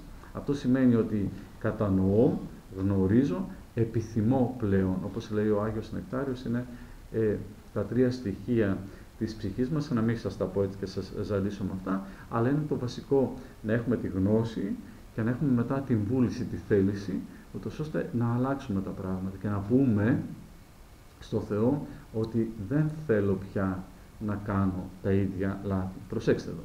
Συνήθως πολλές φορές έρχονται κάποιοι ή δεν έρχονται κάποιοι στην εξομολόγηση, γιατί λένε ότι, ας πούμε, για παράδειγμα, εγώ αυτή την αμαρτία την κάνω και δεν μπορώ να μην την ξανακάνω, θα την ξανακάνω. Άρα γιατί να πάω να εξομολογηθώ μια αμαρτία την οποία θα την ξανακάνω? Εδώ υπάρχουν δύο λάθη. Το ένα είναι το γεγονός ότι γιατί θα την ξανακάνεις την αμαρτία? Γιατί θες να την ξανακάνεις? Ή γιατί είσαι αδύναμος ούτως ώστε να μην μπορείς να την αποφύγεις? Έτσι. Αν θες να την ξανακάνεις, τότε δεν έχεις αληθινά μετανοήσει για να πας στην εξομολόγηση και να ολοκληρώσεις το μυστήριο. Αν όμως νιώθεις την αδυναμία σου, ότι είσαι αδύναμος και ότι θα ξαναπέσεις την ίδια αμαρτία, τότε πας στην εξομολόγηση. Γιατί έχεις μέσα τη διάθεση, ξέρεις ότι είσαι αδύναμος και έρχεται το μυστήριο για να σε βοηθήσει, να σε ενδυναμώσει, να σε ενισχύσει και χάρη στο Θεό κάποια στιγμή να επιτρέψει να ξεπεράσουμε αυτά. Εξάλλου λέει ο Άγιος Ιωάννης της Κλίμακος ότι τα πάθη είναι φιλεπίστροφα, δηλαδή τα πάθη έρχονται, επιστρέφουν. Δηλαδή μπορεί να τα πολεμάς μια ζωή ολόκληρη και κάποια στιγμή στο τέλος της ζωής σου να επιστρέψει ένα πάθος. Δεν το βάζουμε κάτω επειδή είμαστε εμπαθείς σε μια κατάσταση, απέναντίας. Αν γνωρίσουμε ότι η κατάσταση αυτή είναι εμπαθής και μου δημιουργεί πρόβλημα και με οδηγεί στην αμαρτία, τι κάνω? Πηγαίνω ξανά και ξανά και ξανά και το εξομολογούμε μέχρι τη στιγμή που θα κλείσω τα μάτια μου. Αλλά με διάθεση και πρόθεση να το ξεπεράσω το αμάρτημα αυτό. Έτσι. Με τη διάθεση ότι εγώ πολεμώ το πάθος μου. Είχα μια περίπτωση ενός κυρίου, ο οποίος μελετούσε την Αγία Γραφή, έκανε νηστείες αυστηρές, αγρυπνίες πολλές και στο ναό αλλά και στο σπίτι με το κοβοσχήνι και τα λοιπά, είχε μια ευλογημένη οικογένεια και αυτά. Ήταν οργήλος. Δηλαδή, αν περνούσες, ας πούμε, και ακουμπούσες το αυτοκίνητο με το τέτοιο, μπορεί να μάλλον εκείνη την ίδια στιγμή ήταν ένα σπίρτο αναμένο, όπως λέμε αυτός ο άνθρωπος. Αλλά αυτή ήταν μια κατάσταση που ήταν από τη φύση του. Δηλαδή, ο άνθρωπος αυτός κάτι συνέβαινε μέσα του και ήταν έτσι. Το κατανοούσε όμως ότι αυτό ήταν λάθος. Λοιπόν, 25 χρόνια που εξομολογούταν σε μένα, στα υπόλοιπα όλα προόδευε, σε αυτό δεν προόδευε, δεν υπήρχε καμία πρόοδος, έτσι νόμιζε. Δηλαδή εκείνος θεωρούσε ότι δεν είχε καμία πρόοδο, γιατί συνέχεια βγήκα έξω και η γειτόνισσα μου μίλησε άσχημα και εγώ την άρπαξα εκείνη τη στιγμή. Ήξερε ότι ήταν λάθος, αλλά ερχόταν και μου το έλεγε. Και μου έλεγε πάντοτε θα πεθάνω με αυτό το αμάρτημα. Και το έλεγε κάτι, ναι, πραγματικά θα πεθάνεις με αυτό το πάθος, γιατί η φύση σου είναι αυτή, αλλά ο Θεός δεν θα το μετρήσει αυτό. Θα μετρήσει την προσπάθεια που κάνεις, τα βήματα που έχεις κάνει μέχρι τώρα, το γεγονός ότι το αναγνωρίζεις και το γεγονός ότι πολεμάς κάθε μέρα σε αυτό το πάθος, σε αυτή την κατάσταση. Και να ξέρετε, όλοι μας έχουμε κάτι το οποίο είναι αυτό που λέει ο Απόστολος Παύλος διαφορετικά, σκόλπα της αρκή μας. Δηλαδή έχουμε κάτι το οποίο μας έχει κλειδώσει την ψυχή μας. Όταν ξεκλειδώσουμε αυτό το κάτι λοιπόν με τη χάρη του Θεού, μπήκαμε στον παράδεισο. Πολλές φορές, ας πούμε, για παράδειγμα, έχουμε το χάρισμα της ειρήνης. Κάποιοι είναι ειρηνικοί από τη φύση τους, γιατί έτσι ο Θεός το έκανε. Δεν θα μπουν στον παράδεισο επειδή ήταν ειρηνικοί εξαιτίας αυτού του γεγονότος. Αυτό είναι δεδομένο από το Θεό. Θα χάσουν τον παράδεισο εάν αυτό το χάρισμα δεν το καλλιεργήσουν. Φανταστείτε έναν ειρηνικό άνθρωπο να γίνει οργήλος. Τι γίνεται τότε? Έχασε τον παράδεισο, τελείωσε. Γιατί έχασε και αυτό το χάρισμα που είχε. Επομένως, για να γυρίσω στην εξομολόγηση, θα έχουμε στο νου μας ότι αφού τα πάθη είναι φιλεπίστροφα, θα έχουμε πτώσεις και μεταπτώσεις κτλ. Αυτό δεν μας πτωεί, δεν μας βάζει δηλαδή κάτω, αλλά συνεχίζουμε ακατάπαυστα διαρκώς και με την ίδια ένταση την μετάνοια για να εισέλθουμε στο μυστήριο της εξομολογήσεως. Ένα άλλο που πρέπει να προσέξουμε είναι το γεγονός ότι την εξομολόγηση δεν την κάνουμε περιστασιακά γιατί πρέπει να εξομολογηθούμε. Δεν πρέπει να εξομολογηθούμε. Να το ξέρετε αυτό. Στην Εκκλησία δεν υπάρχει κάτι που πρέπει σόν και καλά να το κάνουμε. Αλλά γιατί μας έρχεται ως δωρεά από το Θεό. Γιατί ο Θεός μας το δίνει σαν μεγάλη ευλογία. Γιατί έχουμε αυτό το δικαίωμα. Δεν πρέπει να εξομολογηθούμε. Απλά ο Θεός μας λέει ελάτε να σας απαλλάξω από το βάρος που έχετε. Να μπείτε στο πλυντήριο και να βγείτε καθαροί. Έτσι, και να πορευτείτε ξανά στη ζωή. Είναι το λουτρόν της παλιγγενεσίας, το βάπτισμα, και η ανανέωση αυτού του λουτρού της παλιγγενεσίας είναι η εξομολόγηση. Ένα νέο λουτρό δηλαδή που μας δίνεται και το οποίο δεν γίνεται τη Σαρακοστή των Χριστουγέννων και τη Σαρακοστή του Πάσχα και το 15 Αύγουστο, αλλά γίνεται όταν νιώθουμε ότι η καρδιά μας έχει πλημμυρίσει από την αμαρτία και θέλουμε να απαλλαγούμε από αυτήν και να επιστρέψουμε. Οι πιο συγκλονιστικές εξομολογήσεις που έζησα ήταν όταν ερχόταν κυρίως νέοι άνθρωποι μέσα από αυτή τη συντριβή του γεγονότος ότι συνέβηκε κάτι στη ζωή τους, μια λάθος επιλογή, και ερχόταν και σε αναζητούσαν βράδυ, μέρα, νύχτα, καλοκαίρι, ξέρω κτλ. Επιμόνως για να εξομολογηθούν, γιατί ακριβώς ένιωθαν αυτή την αμαρτία. Αυτό είναι η πραγματική εξομολόγηση. Δηλαδή να νιώσω την αμαρτωλότητά μου και να επιζητήσω τον πνευματικό για να εξομολογηθώ σε εκείνον τη στιγμή που νιώθω το βάρος της αμαρτίας. Και κατανοώ ότι δεν μπορώ μόνος μου να το κάνω αυτό, αλλά χρειάζομαι την ενίσχυση του μυστηρίου για να μπορέσω να βάλω μια καινούργια αρχή στη ζωή μου. Θα μου πείτε, μα δεν θα εξομολογηθώ Χριστούγεννα και Πάσχα για να ετοιμαστώ? Είναι οι μεγάλες γιορτές που μας προετοιμάζουν. Αυτό Η Εκκλησία, ξέρετε, είναι η πάνσοφη μητέρα μας που θέλει να μας προστατεύσει. Και επειδή ξέρει ότι εμείς είμαστε σαν τα παιδιά που πηγαίνουν στο σχολείο και το Σαββατοκύριακο δεν θέλουν να διαβάσουν, θέλουν να μείνουν χαλαρά και έρχεται τελικά την Κυριακή το βράδυ και δεν ξέρουμε τι να προλάβουμε να κάνουμε. Έτσι ακριβώς η Εκκλησία βάζει τις Σαρακοστές, ούτως ώστε να έχει, αφού όλο το χρόνο είμαστε αλλού για αλλού, τουλάχιστον εκείνες τις μέρες λιγάκι να συγκεντρωθούμε και να μας πει η Εκκλησία, κάτσε λιγάκι, σκέψου την αμαρτωλότητα. Γι' αυτό ξεκινάει τη Σαρακοστή, εκείνο της μετανοίας, άνοιξον μη πηλές Ζωδοπολάκης και τα πλήθη των πεπραγμένων μου δεινών και τα λοιπά, εννοών ο τάλας, για να κατανοήσουμε και πάλι ότι είμαστε αμαρτωλοί και να γεννηθεί μέσα στην καρδιά μας η μετάνοια. Αυτό όμως δεν σημαίνει ότι μονάχα εκείνη την περίοδο πάμε να εξομολογηθούμε και πολύ δε περισσότερο δεν πάμε διαδικαστικά. Ξέρετε, μια φορά είχε έρθει μια κυρία να εξομολογηθεί και μου λέει, ξεκινάει τώρα η εξομολόγηση και λέει, ο άντρας μου είναι κακός, πίνει, με χτυπάει, κάνει έτσι κτλ. Η γειτόνισσα μου είναι παράξενη κτλ. Ο άντρας μου είναι ξανά έτσι. Έλεγε κάτι άλλο. Ο άντρας μου πάλι, ο άντρας μου. Όταν τελείωσε η εξομολόγηση λοιπόν, γονατίζει, γίνεται, διαβάσει συγχωρητική ευχή. Λέω, πώς λένε τον άντρα σου, λέει Κωνσταντίνο. Τώρα λέμε ένα όνομα, έτσι. Κωνσταντίνο. Λέω εγώ. Διαβάζω την ευχή, λέω ο δούλος ο Κωνσταντίνος. Μου λέει, δεν με λένε Κωνσταντίνο, με λένε Ελένη. Λέω, συγγνώμη, εγώ τα αμαρτήματα του Κωνσταντίνου άκουσα. Τη Ελένη δεν τα άκουσα. Επομένως, εκείνος είναι συγχωρεμένος σήμερα. Εσύ δεν μου είπες ένα αμάρτημα δικό σου. Όλα του Κωνσταντίνου ήταν τα αμαρτήματα. Επομένως, τι να συγχωρήσω. Έχετε στο νου σας αυτό, έτσι. Πάμε και λέμε τα δικά μας τα αμαρτήματα. Και πάμε και τα λέμε τα αμαρτήματά μας σε τακτά διαστήματα. Ύστερα, να σας πω και ένα άλλο μυστικό. Όταν πάμε σε Σαρακοστή να εξομολογηθούμε, και ο πνευματικός έχει πάρα πολύ κόσμο να εξομολογήσει. Επομένως, η εξομολόγηση και για τον πνευματικό γίνεται διαδικαστικό. Δηλαδή, θέλοντας και εμείς, όταν έχεις έξω και να περιμένουν 50-100 άτομα, θα μπει σε μια διαδικασία ταχύτητας, να προλάβεις να τους εξομολογήσεις, και αυτό δεν σου δίνει περιθώριο να κατανοήσει ο άνθρωπος το μεγαλείο της εξομολογήσεως, το πόσο συγκλονιστικό είναι το μυστήριο της εξομολογήσεως, έτσι. Επομένως, θα πάμε πιο μπροστά με την ησυχία μας, να κατανοήσουμε τι σημαίνει εξομολόγηση, να το κάνουμε. Ύστερα η εξομολόγηση θέλει προετοιμασία, αλλά προσέξτε λιγάκι. Προετοιμασία δεν είναι να πάρουμε. Εγώ διαφωνώ, δηλαδή μπορεί ο Γέροντας να διαφωνήσει με αυτό που θα πω, αλλά είναι μια προσωπική άποψη αυτό που την έχω. Δεν είναι να πάρουμε το βιβλιαράκι που γράφει 200 αμαρτήματα και να τσεκάρουμε εκεί το έκανα, δεν το έκανα, το έκανα.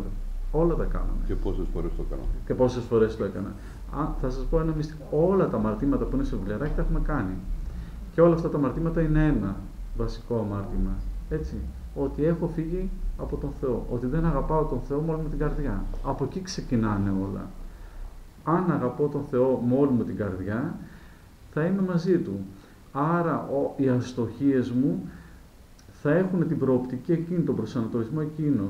Η ζωή του χριστιανού, του Ορθόδοξου, δεν έχει καμιά σχέση με τη ζωή του παπικού, που είναι ενοχικά, λειτουργεί ενοχικά. Έχουμε επηρεαστεί, ξέρετε, πολλές φορές έχουμε βάλει στην Ορθόδοξη ζωή μας και στην πνευματικότητα στοιχεία των παπικών, και μετά φωνάζουμε για τους κληρικούς ότι είναι, ξέρω, οικουμενιστές και μπορεί να προδώσουν την Ορθοδοξία μας. Την έχουμε προδώσει όλοι μας και πρέπει να την ξαναβρούμε. Γιατί το λέω αυτό?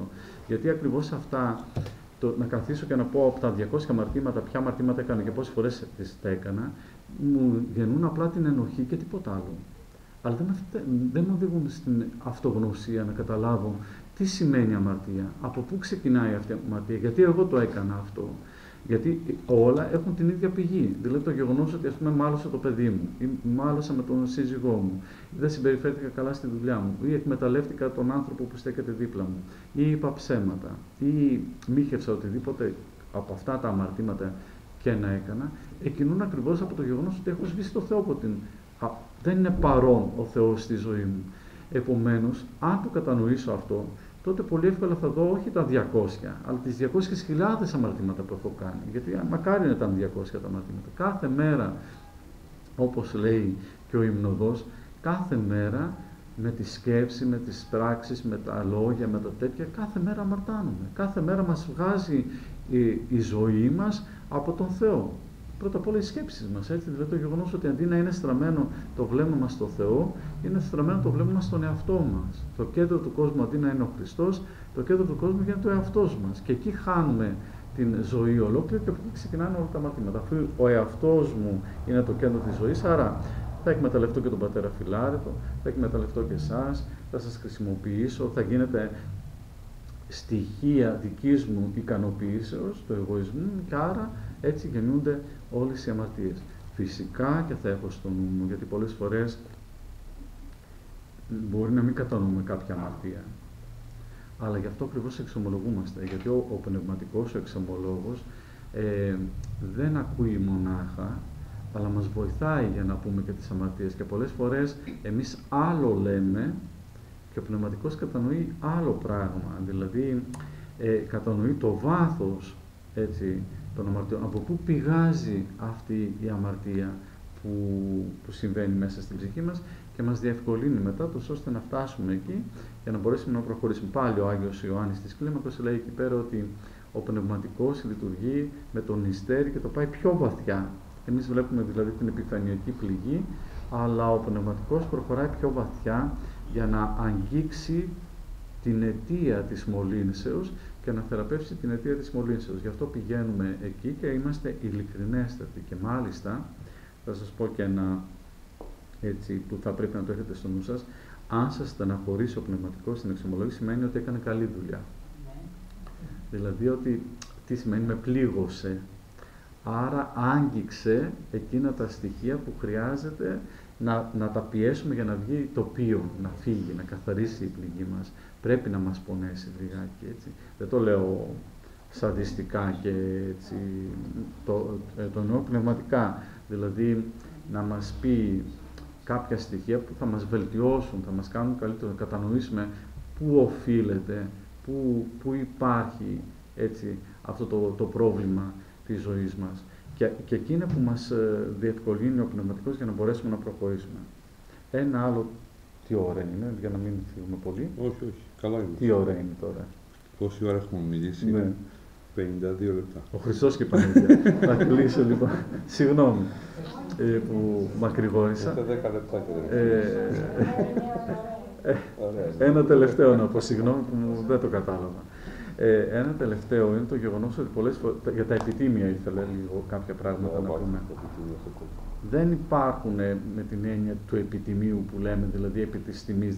Δεν γίνεται κάτι που το αξιολογούμε για να το κάνουμε, ούτε έχουμε δικαστήριο για να βάλουμε ποινές.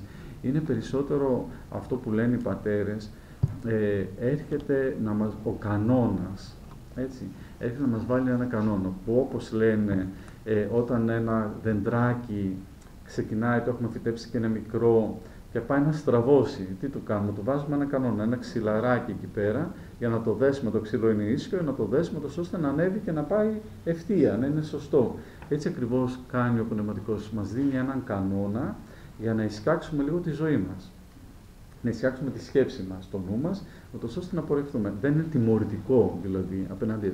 Μπορεί ναι, το δεντράκι όταν το δένουμε εκεί πέρα πληγώνεται λιγάκι, γιατί ξεφεύγει από το φυσικό που είναι να στρίβει προς τα αλλού. Στην αρχή θα πονέσει λίγο, αλλά μετά θα χαρεί που θα ανέβει προς τα πάνω. Έτσι ακριβώς συμβαίνει και με τις ψυχές μας. Καμιά φορά όταν έρχεται αυτό που λέμε ο κανόνας, πονάει λίγο η ψυχή μας γιατί ζοριζόμαστε, αλλά μετά το απολαμβάνουμε, γιατί είναι προς τα πάνω. Και φυσικά ο κανόνας τι έχει να κάνει, έχει με πνευματικά θέματα.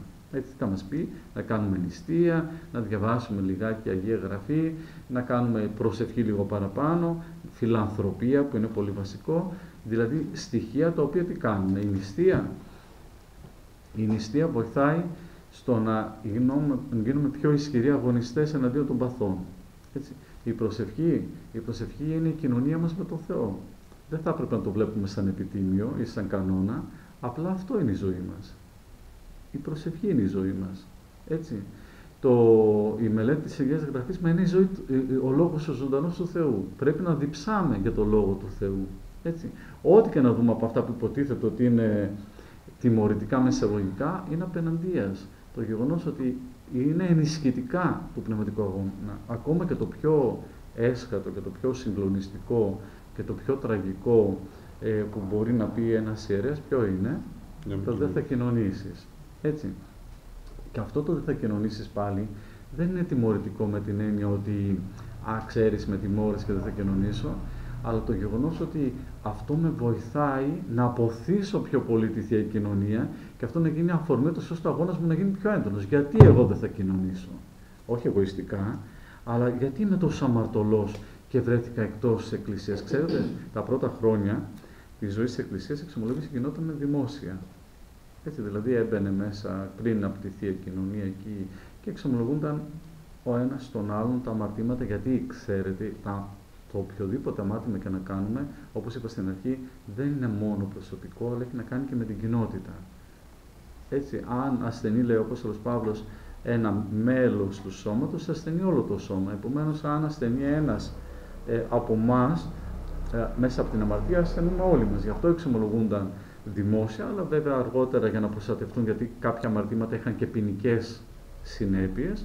Επομένως, για να προστατεύσει η Εκκλησία τους ανθρώπους, αλλά και το άλλο, το ψυχολογικό, το γεγονός ότι ο άλλος μετά σιγά σιγά δεν πήγαινε εύκολα να εξομολογηθεί γιατί τρεπόταν. Για να γλιτώσουμε αυτό ή να οδηγηθούμε σε ψευδείς εξομολογήσεις, η Εκκλησία επέτρεψε την μυστική εξομολόγηση με το πνευματικό, δηλαδή τόσο ώστε να νιώθουμε πιο άνετα και να είμαστε αδικαιολόγητοι όταν δεν πάμε για εξομολόγηση. Δηλαδή να μην δικαιολογούμαστε, να μην λέμε γιατί ντράπηκα να πάω. Και ένα τελευταίο, μια που είπα αυτό, ντράπηκα να πάω, λέει ο Ιερός Χρυσόστομος. Ντροπή να έχετε όταν κάνετε την αμαρτία. Όταν πάτε να εξομολογηθείτε, να μην τρέπεστε, γιατί βρίσκεστε ενώπιον του Θεού της αγάπης, τον φιλέα και σπλαχνό Θεό, που σου δίνει την ευκαιρία να συνεχίσεις ξανά, καθαρός, πεντακάθαρος και πάλι από την αρχή. Και φαντάζομαι όλοι που είμαστε εδώ σήμερα, θα θυμόμαστε τις πρώτες εξομολογήσεις μας που βγαίνουμε από την εξομολόγηση και νιώθουμε ότι πετούσαμε. Γιατί νιώθουμε ότι πετούσαμε? Γιατί είχαν φύγει όλα αυτά τα βάρη των αμαρτιών από πάνω μας για να προχωρήσουμε. Και έτσι να σας πω και μια εξομολόγηση δική μου. Όταν τελείωσα δηλαδή με αυτή την έννοια το λέω. Όταν πριν να γίνω επίσκοπος, δεν ήξερα ότι θα γίνω επίσκοπος, τέλος πάντων πηγαίνω στο πνευματικό μου, ο οποίος μου είχε βάλει τον κανόνα μου, είχα τον κανόνα δηλαδή το συγκεκριμένο. Πηγαίνω στο πνευματικό λοιπόν, μου λέει, κοίταξε να δεις, μεγαλώσαμε τώρα, κόψε τις μετάνοιες εκείνες, κόψε το άλλο, μου κόψε, μη κρίνε δηλαδή, μου τα μείωσε. Λέω, ωραία, πολύ καλά, μια χαρά είμαστε, προχωράμε. Μόλις έγινα επίσκοπος και πήγα την επόμενη φορά, με έβαλε 15 παραπάνω. Λέω, τι γίνεται τώρα, τι κάνουμε, λέω, καλύτερα να μην γινόμουν επίσκοπος, να ήμουν στα προηγούμενα. Αστειευόμουν στο λέω, θέλω να πω δηλαδή ότι ο πνευματικός πολλές φορές ξέρει περισσότερα από εμάς. Έτσι, και δεν είναι μόνο ότι τα ξέρει εκείνος, είναι μυστήριο. Η ακολουθία είναι μυστήριο. Ξεκινάει με το ευλογητός ο Θεός, φοράει πετραχύλιο ο πνευματικός, διαβάζει τη συγχωρητική ευχή και εκείνη τη στιγμή δεν λειτουργεί η διανοητική κατάσταση μονάχα του πνευματικού, αλλά λειτουργεί η χάρις του Θεού. Εγώ ένιωθα πολλές φορές ότι έλεγα μερικά πράγματα στους ανθρώπους στην εξομολόγηση και τώρα δηλαδή όταν εξομολογώ, αλλά κυρίως τότε που ήταν η πληθώρα που χάνεις δηλαδή έτσι και τον εαυτό σου μέσα από την πολλή εξομολόγηση και έλεγα τι είπες τώρα. Αλλά ήταν ακριβώς αυτό, γιατί έρχονταν μετά ο άλλος άνθρωπος και έλεγε Πάτερ, εκείνο που μου είπες εκείνη τη στιγμή εμένα με συγκλώνησε και μου άλλαξε όλη τη ζωή. Και έλεγα, εγώ σου το είπα, πώς σου το είπα εγώ, δεν το θυμάμαι καν. Αλλά είναι ακριβώς αυτό το μυστήριο το μεγάλο που τελεσιουργείται εκείνη τη στιγμή, που είναι η χάρις του Θεού, που είναι η αγιαστική, συγχωρητική χάρις του Θεού. Γι' αυτό προστρέχουμε λοιπόν στην εξομολόγηση με καθαρή καρδιά και έχοντας στο νου ότι βγαίνοντας από την εξομολόγηση, αν το κάνουμε με αυτόν τον τρόπο, ξεκινάμε και πάλι από την αρχή. Να είστε καλά, Χριστό. Να είστε καλά κι εσείς. Ωραία. Τώρα, εδώ υπάρχουν έτσι διάφοροι... Ας μιλήσουμε λίγο, ας το πούμε τεχνικά. Πώς να το πούμε. Πόσο χρόνο χρειάζεται κανείς να εξομολογηθεί? Γιατί και αυτό το έχουμε παρεξηγήσει. Μπαίνει κάποιος μέσα να εξομολογηθεί και ξεχνάει να βγει. Και μπορεί, όπως είπατε, να υπάρχει όχι 50 άτομα, αλλά έστω και 2 και 3 άτομα. Αν ο καθένας κάθεται μία ώρα, μία μισή ώρα να εξομολογείται, θέλουμε όλο το απόγευμα. Έτσι δεν είναι? Λοιπόν, επομένως, πρέπει να κάνουμε και αυτό το διαχωρισμό. Άλλο εξομολόγηση και άλλο συζήτηση. Γιατί πολλές φορές και η συζήτηση που κάνουμε μέσα στο εξομολογητήριο,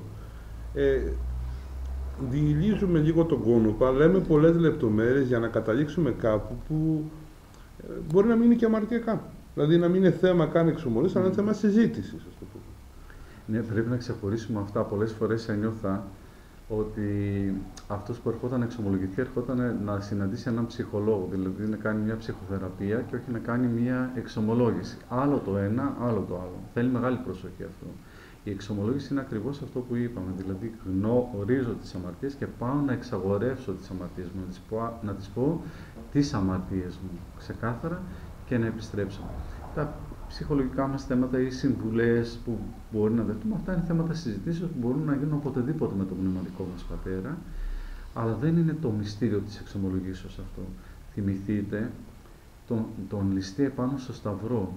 Ο ληστής επάνω στο σταυρό έχει κάνει άπειρα αμαρτήματα. Ένα είπε όμως, «Νήσιτί μου, Κύριε, όταν έλθεις εν τη βασιλεία σου». Και αυτό ήταν περιέκλητα πάντα. Δεν χρειάζεται δηλαδή να πούμε λεπτομέρειες. Προσέξτε, και εδώ θέλει μια διάκριση, έτσι, γιατί μερικές φορές δεν λέμε λεπτομέρειες. Ερχόταν κάποιος και έλεγε, ας πούμε, για παράδειγμα, είμαι οργήλος. Ωραία, ναι, ωραία, είσαι οργήλος. Αλλά θα πρέπει να πεις τι σημαίνει αυτό, δηλαδή να μπεις λιγάκι στη διαδικασία, αλλά όχι με πολλά λόγια. Κάποιος να πω, κυρία Μαρία, ο κύριος Δημήτρης, ο Χαράλαμπος που μου κάνει αυτό και εκείνο και εκείνο. Και ιδίως όταν εξομολογούμαστε στον ίδιο πνευματικό πατέρα για χρόνια, ο πνευματικός πριν να μπείτε εσείς μέσα, ξέρει τι θα του πείτε. Τα ξέρει ήδη. Έτσι. Άρα, λέμε συγκεκριμένα πράγματα. Κατέλησα την νηστεία μου, δεν έκανα την προσευχή μου σωστά, δεν εκκλησιάστηκα, δεν αγαπώ όσο πρέπει τα παιδιά μου, προδίδω τον Χριστό. Χρειάζεται να πούμε άλλα, δηλαδή, τι να πούμε, πόσο κρατάει αυτό. Αν το πούμε και με συντριβή ψυχής, χάνουμε και τα λόγια μας. Δεν έχουμε δηλαδή να πούμε πάρα πολλά. Όταν καθόμαστε και φιλοσοφούμε και λέμε, δεν μετέχουμε στο μυστήριο της εξομολογήσεως. Γιατί μπαίνει εκεί πέρα το επειδή. Συνήθως. Και έτσι το χάνουμε. Ούτε θα καθίσουμε να πούμε στον ιερέα. Ο ιερέας θα μας πει μετά στο τέλος τι πρέπει να κάνουμε, πώς θα πρέπει να θεραπευτούμε, πώς θα προσεγγίσουμε το μυστήριο της Θείας Ευχαριστίας μετά και όλα τα υπόλοιπα. Άρα είναι βασικό να ξεχωρίσουμε αυτό και το φυσικά ότι η εξομολόγηση κρατάει χρονικά τόσο όσο. Δηλαδή θυμάμαι ήρθε κάποια στιγμή να εξομολογηθεί μια κυρία, η οποία μόλις μπήκε μέσα και πήγε να ξεκινήσει, πάτησε τα κλάματα και έκλαιγε μια ώρα. Εντάξει, ξυπακούεται ότι είναι οι στιγμές αυτές που είναι συγκλονιστικές, έτσι. Αλλά προετοιμαζόμαστε από πριν και μπαίνουμε με απόλυτη συνείδηση. Επομένως, και αυτό θα το προσέξουμε. Αν κρατάει πολύ η εξομολόγησή μας, σημαίνει ότι κάτι δεν κάνουμε σωστά. Ούτε αφήνουμε την ετοιμιγορία αν φταίμε ή δεν φταίμε στο πνευματικό. Δηλαδή, εσείς θα μας πείτε σε ποιο σημείο φταίω. Θα σας πω εγώ το περιστατικό και πείτε μου εσείς πού φταίω. Όχι, λάθος. Το είπαμε από την αρχή. Δηλαδή και αυτό πρέπει να το αποφύγουμε. Μα φυσικά. Φταίω. Τι σας είπα από την αρχή. Φταίω από τη στιγμή που εγώ επέτρεψα στον εαυτό μου να μπω σε αυτή τη διαδικασία. Έτσι. Θα σας πω ένα παράδειγμα, να το έχετε στο νου σας. Ιδίως το λέω κυρίως στους νέους γονείς. Οι νέοι γονείς πολλές φορές έρχονται και λένε τα παιδιά μου φωνάζουν. Και προσπαθώ να τα ηρεμήσω. Εσύ φωνάζεις πρώτα και τα παιδιά σου μετά φωνάζουν. Έτσι. Όταν εσύ ηρεμήσεις, θα ηρεμήσουν και τα παιδιά. Το ίδιο ισχύει και στη σχέση με τους συζύγους και με τους υπόλοιπους ανθρώπους. Όταν εμείς γαληνεύουμε, γαληνεύουν και οι υπόλοιποι. Όταν εμείς είμαστε συνταραχοί, δημιουργείται μια υπερένταση. Άρα, τι θα πω στο πνευματικό. Ξεκινάω και του λέω: έχω χάσει την ειρήνη της ψυχής μου. Ο νους μου τρέχει αλλού. Δεν φταίει η τηλεόραση. Έτσι που ο νους μου τρέχει αλλού, εγώ φταίω. Την τηλεόραση ποιος την ανοίγει, ας πούμε, για παράδειγμα. Μόνη της ανοίγει αυτόματα, έτσι, με βλέπει εμένα ξαφνικά και ανοίγει, όχι. Δικιά μου επιλογή είναι. Λέω ένα παράδειγμα, έτσι, και τα λοιπά. Επομένως, αυτό που είπε ο πατήρ Φιλάρετος είναι πολύ βασικό. Δεν βγάζει ο πνευματικός ετοιμιγορία. Ο Θεός ξέρει καλύτερα από εμάς. Ο πνευματικός θα μας διαβάσει τη συγχωρητική ευχή, αυτός είναι ο σκοπός, και φυσικά θα μας πει δύο λόγια για να μας βοηθήσει, ώστε αυτή η μετάνοιά μας να ενεργοποιηθεί. Έτσι, είναι πολύ βασικό. Όπως και εκείνο που είπαμε για το ευχέλιο, έτσι, δηλαδή να έχουμε στο νου μας ότι το ευχέλιο δεν αποκαθιστά την εξομολόγηση. ούτε το να τα εξομολογηθώ στην εικόνα, ούτε ότι τα ξέρει ο Θεός και επομένως δεν χρειάζεται να τα πω, ούτε όπως είπα προηγουμένως ότι νιώθω ντροπή και πώς θα το πω αυτό το πράγμα. Ξέρετε, οι άνδρες, τώρα που βλέπουμε έτσι εδώ πέρα, οι άνδρες ξέρετε γιατί δεν έρχονται στην εξομολόγηση.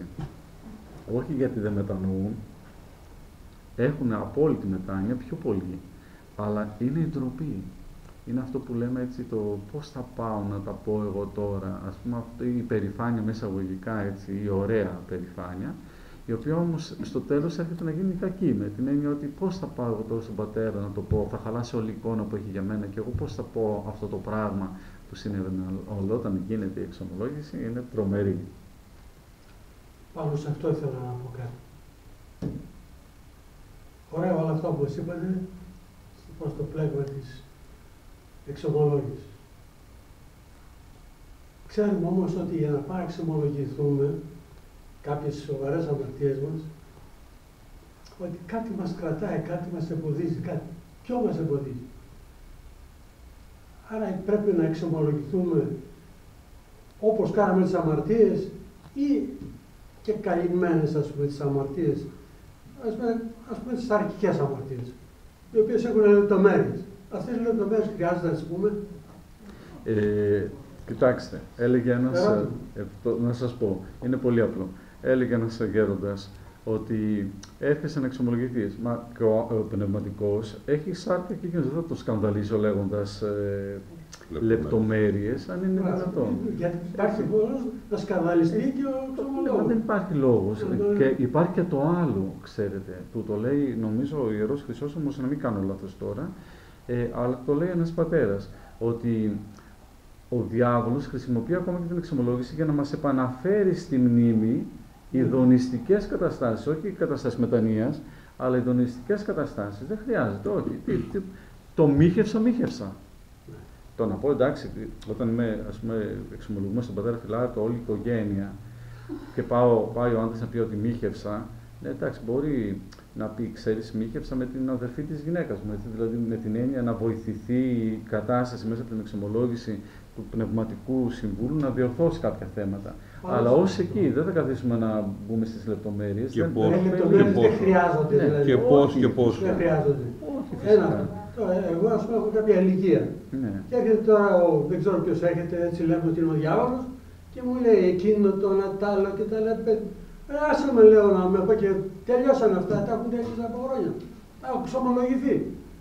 Αν δεν έχω ξομολογηθεί κάτι, αλλά ένα ξέρω όμως ότι πάντοτε όταν πήγαινα να ανακοινωνήσω έπρεπε να έχω ξομολογηθεί. Για πείτε μας γι' αυτό. Αυτό με κάνει να λέω δεν έχω ξεχάσει τίποτα. Αν έχω ξεχάσει κάτι. Για πείτε μας αυτό, τη σχέση της Θείας Κοινωνίας με Θέλω να σας πω κάτι νέο. Ευχαριστώ και για την αφορμή που δώσατε. Ευχαριστώ και εγώ. Είπαμε προηγουμένως ότι η εξομολόγηση κάνουμε όχι όταν κάθε φορά που πάμε να κοινωνήσουμε, αλλά κάθε φορά που νιώθουμε το βάρος μέσα στην ψυχή μας. Γιατί το λέω αυτό? Γιατί όταν έχουμε συχνή Θεία Κοινωνία, δηλαδή κοινωνάμε μια φορά τη βδομάδα, κοινωνάμε και θα πηγαίνουμε δηλαδή κάθε λίγο και λιγάκι να εξομολογηθούμε στον πνευματικό, είναι και παράλογο δηλαδή αυτό, δεν είναι λογικό. Λένε κάποιοι, στα μοναστήρια, τα μοναστήρια είναι άλλο πράγμα. Τα μοναστήρια, ακόμα και ο λογισμός που γεννιέται, πρέπει να τον πούνε στο γέροντα για να προλάβουν καταστάσεις, γιατί έχουν μια μόνιμη καθημερινή επιθυμία και πόθο να ασκηθούν. Και εκεί οι πειρασμοί είναι πολυδιάστατοι. Μπορεί εμείς να είμαστε στον κόσμο, αλλά εκεί είναι ο πειρασμός έτσι που έρχεται μέσα από λογισμούς πάμπολους στη μοναστηρική ζωή. Εμείς εδώ τι χρειάζεται? Όταν βαραίνει το σαρκείο μας από τις αμαρτίες μας, πάμε στον πνευματικό να εξομολογηθούμε. Η Θεία Κοινωνία, όταν δεν έχω να εξομολογηθώ, κάθε μέρα έχουμε να εξομολογηθούμε, αλλά θέλω να πω δεν έχουμε αυτό το βάρος, θα πάμε να κοινωνήσουμε. Ο πνευματικός εξάλλου μας λέει. Τι μας λέει? Να κοινωνάς, ας πούμε, κάθε εβδομάδα, κάθε 15, κάθε μέρα, κάθε ό,τι τέλος πάντων κρίνει εκείνος, ότι εμείς μπορούμε να σηκώσουμε αυτή την ομορφιά της Θείας Κοινωνίας. Μας δίνει την ευλογία του. Πότε θα πάμε να εξομολογηθούμε ξανά? Όταν συμβεί κάτι, όταν ξαναγεμίσει το... Αυτό όμως, το θέμα της Θείας Κοινωνίας, επειδή όλοι έχουμε μέσα στο μυαλό μας την εικόνα ότι υπάρχουν 5 πράγματα αν δεν συμβεί αυτό, δεν συμβαίνει εκείνο, δεν συμβαίνει το άλλο, δεν συμβαίνει το παράλληλο, το οποίο το έχουμε βάλει σε 5 μεγάλες κατηγορίες, έχουμε το πράσινο φως να κοινωνήσουμε. Αυτό όμως θα πρέπει να μας διακρίνει και μια συστολή στο πώς προσερχόμαστε, να μην φτάσει αυτή η συνήθεια από καλή και ευλογημένη μια κατάσταση ρουτίνας που ουσιαστικά δεν αισθάνομαι και κάτι. Απλά κοινωνώ, αφού βρέθηκα στην εκκλησία, ανοίγω και το στόμα μου και κοινωνώ, διότι από μια ηλικία και πάνω φτάνουμε και σε αυτό το επίπεδο. Έτσι, το θέμα της συχνότητας της κοινωνίας, χωρίς να υπάρχει και αυτή η ενσυναίσθηση και ο πόθος, απλά έχει κατασταλάξει να υπάρχει μια συνήθεια. Είμαι εδώ, ναι, νηστεύω Τετάρτη και Παρασκευή, έχω το ελεύθερο και την άδεια του πνευματικού και αφού είμαι χήρα, είμαι έτσι, είμαι αλλιώς, δεν ξέρω τι, κοινωνώ. Δεν χρειάζεται όμως και πάλι μέσα μας να λειτουργεί ένα στοιχείο ούτως ώστε να υπάρχει αυτή η έλξη, ο πόθος για τον Χριστό. Αν διαβάσετε, θα το έλεγα λίγο διαφορετικά, για να πάμε να κοινωνήσουμε, κανονικά διαβάζουμε την ακολουθία της Θείας Μεταλήψεως. Βλέπετε εκεί στην ακολουθία της Θείας Μεταλήψεως τι προσπαθεί οι πατέρες να μας πούνε, ότι είμαστε αμαρτωλοί.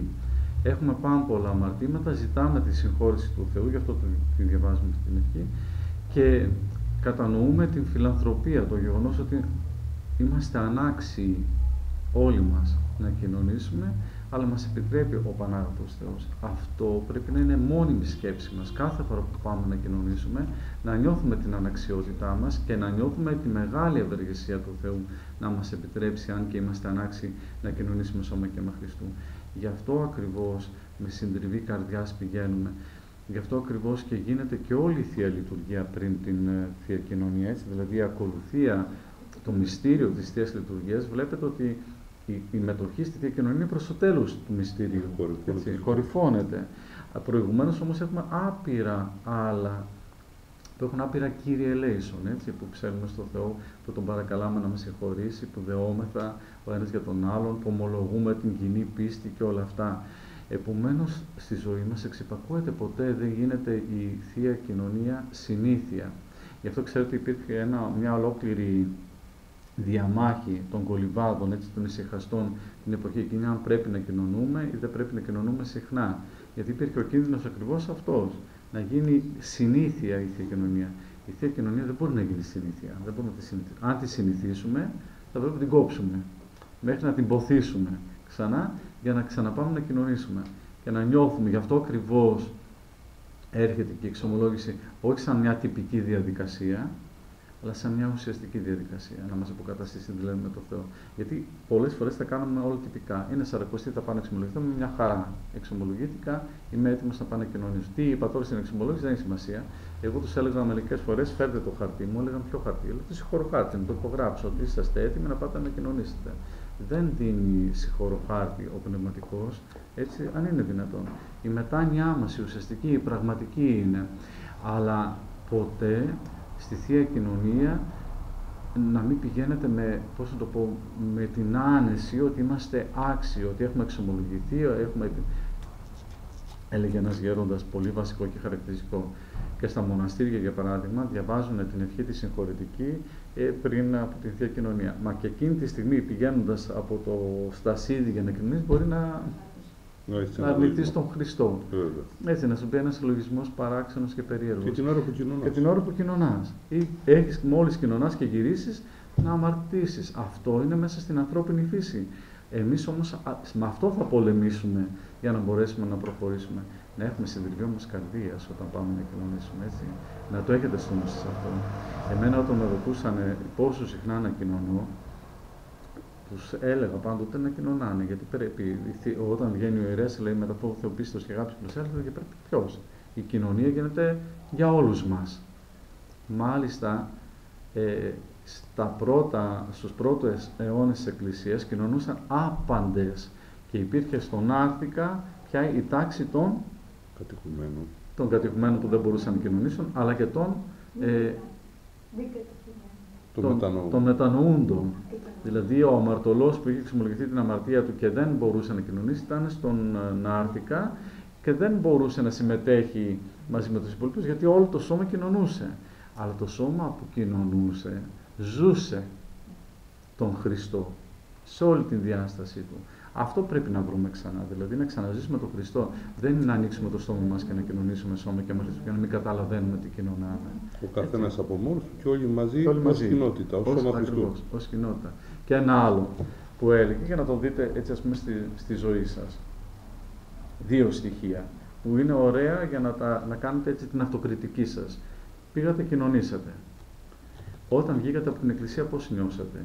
Όχι συναισθηματικά, αλλά νιώσατε κάτι διαφορετικό, δηλαδή ότι κάτι ήρθε μια πνευματική αλλίωση μέσα στην καρδιά μας, ότι νιώθουμε αυτή την παρουσία του Χριστού στην καρδιά μας. Οντολογικά. Οντολογικά, ναι, οντολογικά, όχι συναισθηματικά, γι' αυτό είπα όχι συναισθηματικά. Και το δεύτερο, που είναι ακόμα πιο συγκλονιστικό, βγήκα από την εκκλησία μετά τη Θεία Κοινωνία και έχω συγχωρήσει τους αδελφούς μου και δεν έχω κανέναν με τον οποίο να είμαι μαλωμένος. Εγώ, όχι ο άλλος. Ο άλλος μπορεί να είναι μαλωμένος μαζί μου, αλλά εγώ. Αν δεν συμβαίνουν αυτά τα δύο, δεν έχω κοινωνήσει πραγματικά. Έχω μεταλάβει. Έχω μεταλάβει, ακριβώς. Δηλαδή έχω κάνει την διαδικασία, αλλά δεν έχω, βέβαια πάλι, για να μην αμαρτήσουμε, γιατί η χάρις του Θεού επενεργεί με πολλούς τρόπους, δηλαδή και η Θεία Κοινωνία είναι ένα θαυμαστό γεγονός, αλλά πήρε βαρεστή τους αναξίους πλέγων, έτσι, δηλαδή έρχεται σαν μεγάλη δωρεά από το Θεό, αλλά κατακαίει κιόλας τις ψυχές μας, όχι πάλι για να μας κάψει με την έννοια τιμωρητικά, αλλά για να κατακάψει αυτό το αρνητικό που έχουμε μέσα μας, για να μας διορθώσει ο καλός Θεός και να το ξαναβρούμε. Βάλτε αυτά τα δύο σαν σκέψεις και να δείτε, κοινώνησα σωστά. Μα δεν το περιορίζουμε τώρα έτσι που το παρουσιάζουμε, απλά προσπαθούμε να δώσουμε ένα μπούσουλα. Δηλαδή βασικούς άξονες που μπορεί να κινηθεί κάποιος. Και σιγά σιγά περπατώντας κανείς και χρησιμοποιώντας αυτά, βρίσκει το βηματισμό του. Δεν το απαγορεύουμε, δεν βάζουμε πλέγματα και να περιορίσουμε, ας το πούμε, αλλά προσπαθούμε να το προσανατολίσουμε το όλο γεγονός, για να αποφύγουμε τις γενικότητες και να αποφύγουμε και αυτή τη θρασίτητα, ας το πούμε. Θυμάμαι συγγνώμη που παρεμβαίνω, αλλά και μετά να ρωτήσουν κιόλας, γιατί το θέμα αυτή τη στιγμή κάνουμε ένα μικρό διάλογο δικό μας. Θυμάμαι ένα παππούλι, τον παπά Γιώργη το Χιωτάκη, που ήταν Σπακιανός, ένας απλός άνθρωπος τετάρτης δημοτικού, ο οποίος πολύ αναπαυόταν τον Άγιος Πορφύριος αυτόν, και μου είχε πει μια φορά ότι πολλές φορές ο διάβολος με αγαθούς λογισμούς μπορεί να μας πλανέψει. Και μου έλεγε συγκεκριμένα, αν σου βάλει το λογισμό ότι είσαι αμαρτωλός, δεν είσαι, μου λέει, λέω είμαι. Αυτό όμως αυτόματα, εάν σε κρατάει μακριά από την κοινωνία με τον Χριστό, δεν πέτυχε ο διάβολος με αυτόν τον αγαθό λογισμό να σε κρατάει σε απόσταση από Αυτόν? Είναι σαν ένα σκουλίκι, μου λέει, που σου ροκανίζει στο μυαλό. Αυτό λοιπόν θέλω να πω, ότι πολλοί άνθρωποι λένε, μα είμαστε αμαρτωλοί, μα δεν θα πάψουμε ποτέ να είμαστε. Γιατί είναι η φύση μας τέτοια, και όσο δεν προσπαθούμε να τη θεραπεύσουμε αυτή την αμαρτωλή φύση, την ανθρώπινη φύση, δεν θα πάψουμε να είμαστε αμαρτωλοί. Αυτό δεν σημαίνει όμως ότι θα φτάσουμε στο άλλο άκρο και πάμε με θράσος, όντας αμαρτωλοί, και κοινωνάμε χωρίς να κάνουμε κάτι, αυτό το κάτι, το λίγο, το ελάχιστο, αλλά το οποίο θα το καταθέσουμε ως ένα αντίδωρο, ας το πούμε, σε αυτή την αγάπη που έχει ο Θεός για τον άνθρωπο. Εγώ μέσα στην εξομολόγηση ούτε επιτίμια βάζω, το λέω δηλαδή γιατί το ξέρουν όσοι εξομολογούνται σε μένα και είναι από εδώ άνθρωποι, ότι ποτέ δεν βάζω ένα επιτίμιο συγκεκριμένο, να κάνεις αυτό, να κάνεις εκείνο, αλλά προσπαθώ να ενεργοποιήσω το κριτήριο το δικό μου, να καταλάβω τι σημαίνει, τι ζητάει ο Θεός από μένα. Και όχι να προσπαθούμε να μπούμε σε καλούπια, να πάρω κι εγώ το πηδάλιο και να πω τι έκανες αυτό, εδώ λέει η Θυσία αυτό, τι έκανες εκείνο. Ας δούμε μόνοι μας πώς εμείς αποκόπτουμε την επικοινωνία και τη σχέση με τον Θεό, και ας αποφασίσουμε εμείς τι επιτίμιο θα βάλουμε. Δηλαδή, τι θα βάλουμε. Οι πράξεις μας βάζουν το επιτίμιο. Έτσι. Αλλά για ρωτήστε κι εσείς όμως για την εξομολόγηση, γιατί μετά στην εξομολόγηση και μας τα λέτε εμάς και ψάχνουμε να βρούμε εμείς απαντήσεις εκείνη την ώρα. Ορίστε. Αλλά συγγνώμη, δηλαδή, για τη Θεία Κοινωνία. Εγώ πιστεύω ότι ένα κοινωνάει, συγγνώμη δηλαδή γι' αυτό, σε κάθε λειτουργία, σε κάθε συνέχεια, ας πούμε, ότι δεν αισθάνεται ότι έχει πάρει το Χριστό μέσα, ότι γιατί. Θα μου πείτε γιατί. Μα εφόσον όταν κοινωνήσει κανείς μια φορά, δεν σημαίνει ότι πήρε το Χριστό μέσα του, το αίμα και το σώμα. Η σάφες αμαρτιών και η ζωή είναι όλη. Λοιπόν, την άλλη μέρα, ξέρω δηλαδή στα 2-3 μέρες, θα βρεθώ σε μια κοινωνία, σε μια θρησκευτική, ας πούμε, σύνταξη. Ξανά να κοινωνήσω, γιατί. Αφού κοινώνησα. Πήρε το Χριστό μέσα μου. Δεν το έχω το Χριστό μέσα μου. Τον έχω. Λέει, γιατί δεν πάω και αύριο και μεθαύριο και ξέρω εγώ. Εντάξει, δεν λέω ότι είναι κακό, ας πούμε. Καλό είναι. Αλλά πώς το αισθάνεται κανείς αυτό το πράγμα. Κοιτάξτε να δείτε, η Θεία Κοινωνία δεν είναι ότι πήρα μια φορά τον Χριστό μέσα μου και τελείωσε. Γι' αυτό είναι και ένα επαναλαμβανόμενο μυστήριο. Και γι' αυτό ακριβώς στη λειτουργική ζωή της Εκκλησίας μας έχουμε συχνά, καθημερινά μάλιστα. Δηλαδή, εκτός πάλι και τη Σαρακοστή βλέπετε, έχουμε τις προηγιασμένες. Δηλαδή, η επιθυμία των ανθρώπων να κοινωνούν καθημερινά, ακόμα και τη Σαρακοστή που απαγορεύεται λόγω του πένθυμου γεγονότος η τέλεση της Θείας Λειτουργίας, έγιναν οι προηγιασμένες για να κοινωνούμε πιο συχνά σώμα και αίμα Χριστού. Η κοινωνία δεν είναι κάτι το οποίο γίνεται άπαξ, το χρειαζόμαστε, είναι διαρκής, μια διαρκής κατάσταση και γι' αυτό τελούμε κάθε μέρα εμείς ιερείς στη Θεία Λειτουργία. Και εμείς, αν ήταν, θα λέγαμε ότι κάνουμε τη λειτουργία την Κυριακή τελείωσε, δεν χρειάζεται να κάνουμε κάθε μέρα, αλλά τη νιώθουμε αυτή την ανάγκη, γιατί είναι ακριβώς αυτή η διαρκής σχέση μας με τον Θεό, που εμείς οι άνθρωποι το χρειαζόμαστε, έτσι. Εν ουρανίης, όταν θα γίνει η Δευτέρα Παρουσία και θα αλλάξουν τα πάντα, δεν θα έχουμε αυτή την ανάγκη της κοινωνίας με αυτόν τον τρόπο, γιατί θα βρισκόμαστε σε κοινωνία με όσοι έτσι αξιωθούν από εμάς να βρεθούν σε κοινωνία διαρκή με τον Χριστό. Επομένως, χρειάζεται η συχνή Θεία Κοινωνία, αλλά όχι η συχνή Θεία Κοινωνία που γίνεται συνήθεια. Απροϋπόθετα δηλαδή. Φαντάζομαι αυτό θέλετε να πείτε, δηλαδή κάπου να το νιώσεις κιόλας, πρέπει να το επιζητήσεις, να κάνεις μια προετοιμασία για να πας να κοινωνήσεις, όχι πήγα, άνοιξα το στόμα μου και κοινώνησα και έφυγα, αλλά όταν όμως φλέγεται η καρδιά σου πραγματικά και όλη σου η ζωή είναι μια προετοιμασία για την Θεία Κοινωνία, γιατί να μην κοινωνήσεις, να κοινωνήσεις, γιατί το χρειάζεσαι κάθε μέρα. Βέβαια, βλέπετε η Εκκλησία ότι λέει μία λειτουργία την ημέρα. Έτσι. Γιατί δεν μπορούσε να πει κάποιος, θα φτάνουμε σε άλλη υπερβολή, να λειτουργούμε... 7 πόσες έχουμε, η Ρωμαιοκαθολική, 7 τη μέρα. Ναι, που μπορεί να έχουμε δηλαδή πολλές. Εμείς έχουμε μία την ημέρα, γιατί είναι η πληρότητα που παίρνεις έτσι την ημέρα εκείνη. Αλλά είναι κάτι το οποίο όταν το νιώσεις, όταν κατανοήσεις τι συντελείται εκείνη τη στιγμή, δηλαδή με ποιον ερχόμαστε σε κοινωνία, ποιος μας επιτρέπει έτσι, να τον γευτούμε, να τον πάρουμε μέσα μας, να ενωθούμε μαζί του, θα το θέλουμε συνέχεια. Και μας κρατάει και σε μια εγρήγορση. Ακριβώς. Έτσι. Γι' αυτό είναι η συχνή Θεία Κοινωνία, γιατί κρατάει τον άνθρωπο σε μια εγρήγορση. Να μην πέσει, για να μην χάσει αυτή την επικοινωνία, αυτή τη συνάντηση. Έτσι. Και έλεγε, θυμάμαι κάποτε κάποιος έλεγε, εγώ κοινωνάω Χριστούγεννα και Πάσχα. Γιατί του λέω δεν κοινωνάς τον υπόλοιπο χρόνο, δεν είμαι άξιος. Αφού είσαι άξιος στα Χριστούγεννα και το Πάσχα, είσαι άξιος και κάθε μέρα. Δηλαδή εκείνη τη μέρα τι έγινε ξαφνικά και έγινες άξιος. Έτσι δεν ισχύει αυτό. Όταν έχουμε τη δυνατότητα να κοινωνήσουμε μια φορά το χρόνο, έχουμε τη δυνατότητα να κοινωνήσουμε και πιο συχνά. Βέβαια, όπως είπε ο πατήρ Φιλάρτος και όπως είπατε πολύ σωστά, να προσέχουμε λίγο το πολύ συχνό, το καθημερινό αυτό, για εμάς που είμαστε εδώ στον κόσμο και ζούμε μέσα στην καθημερινότητα και ο νους μας αλωτριώνεται από τα καθημερινά, είναι λίγο επικίνδυνο. Δηλαδή μπορεί... Και το άλλο, μπορεί να κατηγορηθεί αυτό που κοινωνάει συνέχεια. Μα κάθε κοινωνάει είναι τόσο καθαρός. Αυτό λέω. Έτσι, θέλει λίγο προσοχή, γιατί μπορεί να...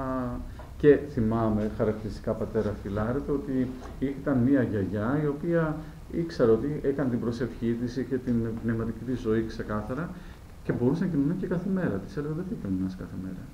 Για να μην σκανδαλίσεις τον άλλον, που μπορεί να σου πει: α, ξέρεις, ας πούμε, τι έγινε εσύ, δηλαδή τώρα σε τι. Και το καταλάβαινε και δεν έλεγε τίποτα και το δεχότανε αυτό. Έτσι. Ποτέ δεν έβαλα κοινωνησία, παρεξτός μιας φοράς, γιατί είχε ένα αμάρτημα το οποίο ήταν αμετανόητο, δηλαδή ρώτησα: θα το ξαναέκανες? Ναι, μπορεί να το ξανακάναμε, έτσι. Αλλά συνειδητά θα το ξαναέκανες? Και η απάντηση ήταν: ναι, θα το ξαναέκανα. Ωραία. Πορεύω εις ειρήνη, αλλά αυτό θα το ξανακάνεις. Αυτό το μικέτι αμάρτανε, δεν μπορώ να σου το πω. Επομένως είναι επιλογή σου. Άρα δεν ήταν δικιά μου επιλογή, ήταν δικιά τους επιλογή αυτό το πράγμα. Έτσι. Να το έχουμε στο νου μας και αυτό. Δηλαδή, όταν ο ιερέας μας λέει μη κοινωνήσεις, σημαίνει ότι εμείς το επιλέξαμε.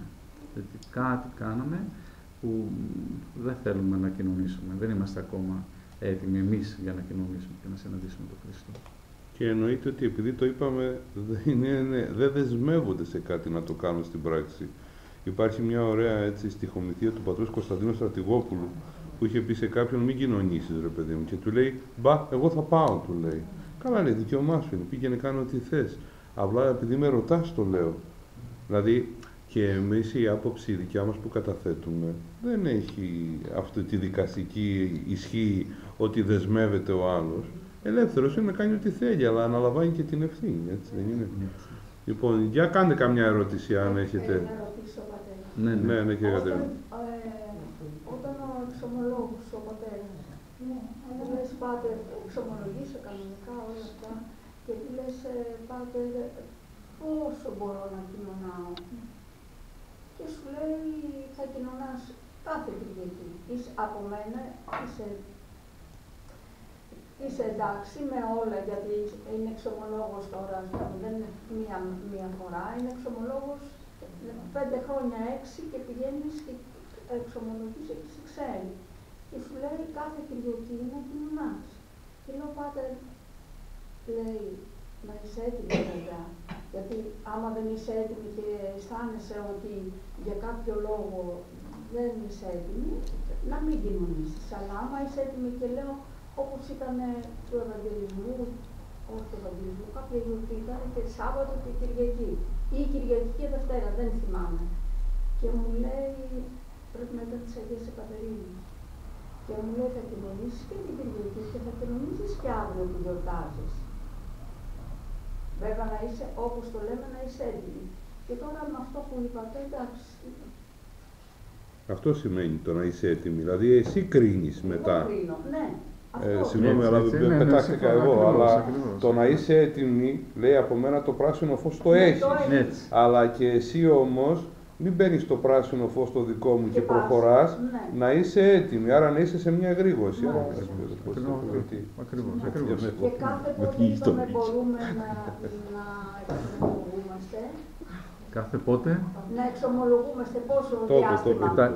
Το είπα, κάθε φορά που νιώθουμε ότι βαραίνει η ψυχή μας, συμβαίνει κάτι έκτακτο, σκοτώθηκα με τον άντρα μου. Τι θα κάνω δηλαδή τώρα, θα πάω να το εξομολογηθώ? Σκοτώθηκαμε. Ή συνέβη και κάτι, δεν μας σκανδάλισε κάτι στη δουλειά, έγινε κάτι κτλ. Θα πάω να το πω, να το εξομολογηθώ. Η Εκκλησία έχει, σας είπα, έβαλε τις μεγάλες περιόδους για να μας έχει σε γρήγορση, ώστε φυσικά όταν έρχονται τα Χριστούγεννα και το Πάσχα θα πάμε σε αυτές τις μεγάλες εορτές που έχουν και άλλα στοιχεία πολύ μεγάλα για να προσεγγίσουμε. Δηλαδή θα προσκυνήσουμε τον Τίμιο και Ζωπιό Σταυρό του Κυρίου, θα δούμε το πάθος και αυτά για να μετέχουμε πραγματικά. Σε αυτά χρειαζόμαστε και την εξομολόγηση και πάλι, γιατί γεννούνται καινούργιοι λογισμοί κτλ. Άρα, όποτε νιώθουμε την ανάγκη, και φυσικά οπωσδήποτε θα εξομολογηθούμε στις μεγάλες περιόδους. Δεν μπορώ δηλαδή να πάω σαρακοστή, κάνω νηστεία, κάνω περισσότερη προσευχή, κάνω και μια περισσότερη αυτοέλεγχο, αναζητώ στον εαυτό μου κάποια πράγματα και ζητάω την ευλογία του. Μα προς τα εκεί δεν μας προσανατολίζουν αυτές τις περίοδοι. Για να κάνουμε την επίγνωσή μας και να έρθουμε σε αυτό. Άγγελε. Καλησπέρα. Θα ήθελα να ρωτήσω κάτι για την εξομολόγηση που μας βάλει για την επιθυμία. Εφόσον ο εξομολόγος μας βάλει κάποια επιθυμία, το οποίο, όπως είπατε, δεν είναι για να μας τιμωρήσει, αλλά πιο πολύ για να μας νουθετήσει και να μας βοηθήσει στον αγώνα. Και δεν το ακολουθήσουμε για χύψη λόγους, για διάφορους λόγους δικούς μας. Τι γίνεται, χρειάζεται να ξαναεξομολογηθούμε, σε αυτή την περίπτωση τι γίνεται, αν δεν ακολουθήσουμε το επιτήμιο. Τι χρειάζεται από εκεί και πέρα. Το είπε πολύ ωραία ο πατήρ Φιλάρετος προηγουμένως. Ο πνευματικός μας συμβουλεύει. Μας λέει κάποια πράγματα κάνουν. Το αν θα τα τηρήσουμε ή όχι εξαρτάται από εμάς. Γιατί το πρώτο που κάνουμε είναι το γεγονός ότι είπαμε είναι αμαρτία, ο Θεός θέλει να σωθούμε και εμείς δεν θέλουμε να σωθούμε. Άρα τον Θεό δεν ακούμε. Τον πνευματικό θα ακούσουμε. Επομένως η αμαρτία ξεκινάει από αυτή την διάθεση της αυτονομίας μας. Να κάνουμε το δικό μας το θέλημα. Έτσι ξεκινάει η αμαρτία. Ο πνευματικός έρχεται ακριβώς να μας βοηθήσει να ξεπεράσουμε αυτή την αυτονομία μας και να φτάσουμε στην παρουσία της σχέσης με τον Θεό. Γι' αυτό μας λέει να κάνουμε κάποια πράγματα. Το αν θα το κάνουμε ή όχι εξαρτάται από εμάς. Αν δεν το κάνουμε, δεν σημαίνει ότι κάναμε δεύτερη αμαρτία, δηλαδή το γεγονός της ανυπακοής στο πνευματικό, όχι.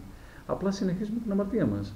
Δεν βελτιωθήκαμε, δεν πήραμε, είναι σαν όταν, ας πούμε, για παράδειγμα, ασθενώ και ο γιατρός μου δίνει ένα φάρμακο και δεν το πάρω εγώ. Έτσι, εγώ δεν θα γίνω καλά. Τι θα κάνω, θα ξαναπάω στον γιατρό να μου δώσει μια καινούργια συνταγή. Αυτό θα κάνω, δεν θα κάνω κάτι άλλο. Εντάξει, με αυτή την έννοια. Δεν είναι αμάρτησα δηλαδή που δεν. Γιατί σήμερα υπάρχει και κάτι άλλο, έτσι. Δεν το είπαμε λίγο αυτό. Υπάρχει και ένα αμάρτημα που λέγεται γεροντισμός. Αλλά δεν είναι δικό σας αμάρτημα, είναι δικό μας αμάρτημα αυτό. Δηλαδή ότι εμείς θέλουμε να θεωρήσουμε τους εαυτούς μας παντογνώστες, ότι είμαστε, ξέρω εγώ, και πρέπει εσείς όνοι και καλά να κάνετε υπακοή σε εμάς. Όχι, υπακοή στο Θεό θα κάνουμε όλοι μας. Έτσι. Δηλαδή κάνουμε υπακοή στο Θεό. Απλά ο πνευματικός μας βοηθάει να κάνουμε υπακοή στο Θεό. Και επομένως, αν αυτά που μας λέει εμείς τα τηρήσουμε, ουσιαστικά διευκολυνόμαστε για να κάνουμε υπακοή στο θέλημα του Θεού. Γιατί ο πνευματικός δεν θα μας πει κάτι που να είναι εναντίον του θέληματος του Θεού. Με αυτή την έννοια μόνο. Έτσι δεν είναι. Βασικό υπακοή στο πνευματικό. Με αυτή την έννοια όμως, προσέξτε, με αυτή την έννοια. Στο Θεό υπακοή, αλλά στο πνευματικό μας δεν είναι πολύ βασικό υπακοή. Μα τις περισσότερες, αφού κάνουμε ανυπακοή, σας είπα στο Θεό. Ποιο είναι το πιο βασικό, η υπακοή στο πνευματικό ή η υπακοή στο Θεό? Η υπακοή στο Θεό. Άρα πρώτα κάνουμε, ο πνευματικός έρχεται με το θέμα της υπακοής που ασκεί σε εμάς, εξασκεί σε εμάς, να μας βοηθήσει να υπακούσουμε στο θέλημα του Θεού. Αυτό είναι το βασικό. Πού μας παραπέμπει? Εκεί, γιατί αν πολλές φορές, γι' αυτό μίλησα για τον γεροντισμό, πολλές φορές συμβαίνει το γεγονός ότι όχι, θα κάνεις υπακοή σε αυτό που σου είπα. Όχι, τι θα πει αυτό, θα κάνεις υπακοή σε αυτό που σου είπα? Δεν ισχύει αυτό με αυτή την έννοια. Απλά ο πνευματικός, τι είπαμε, μας βάζει τον κανόνα.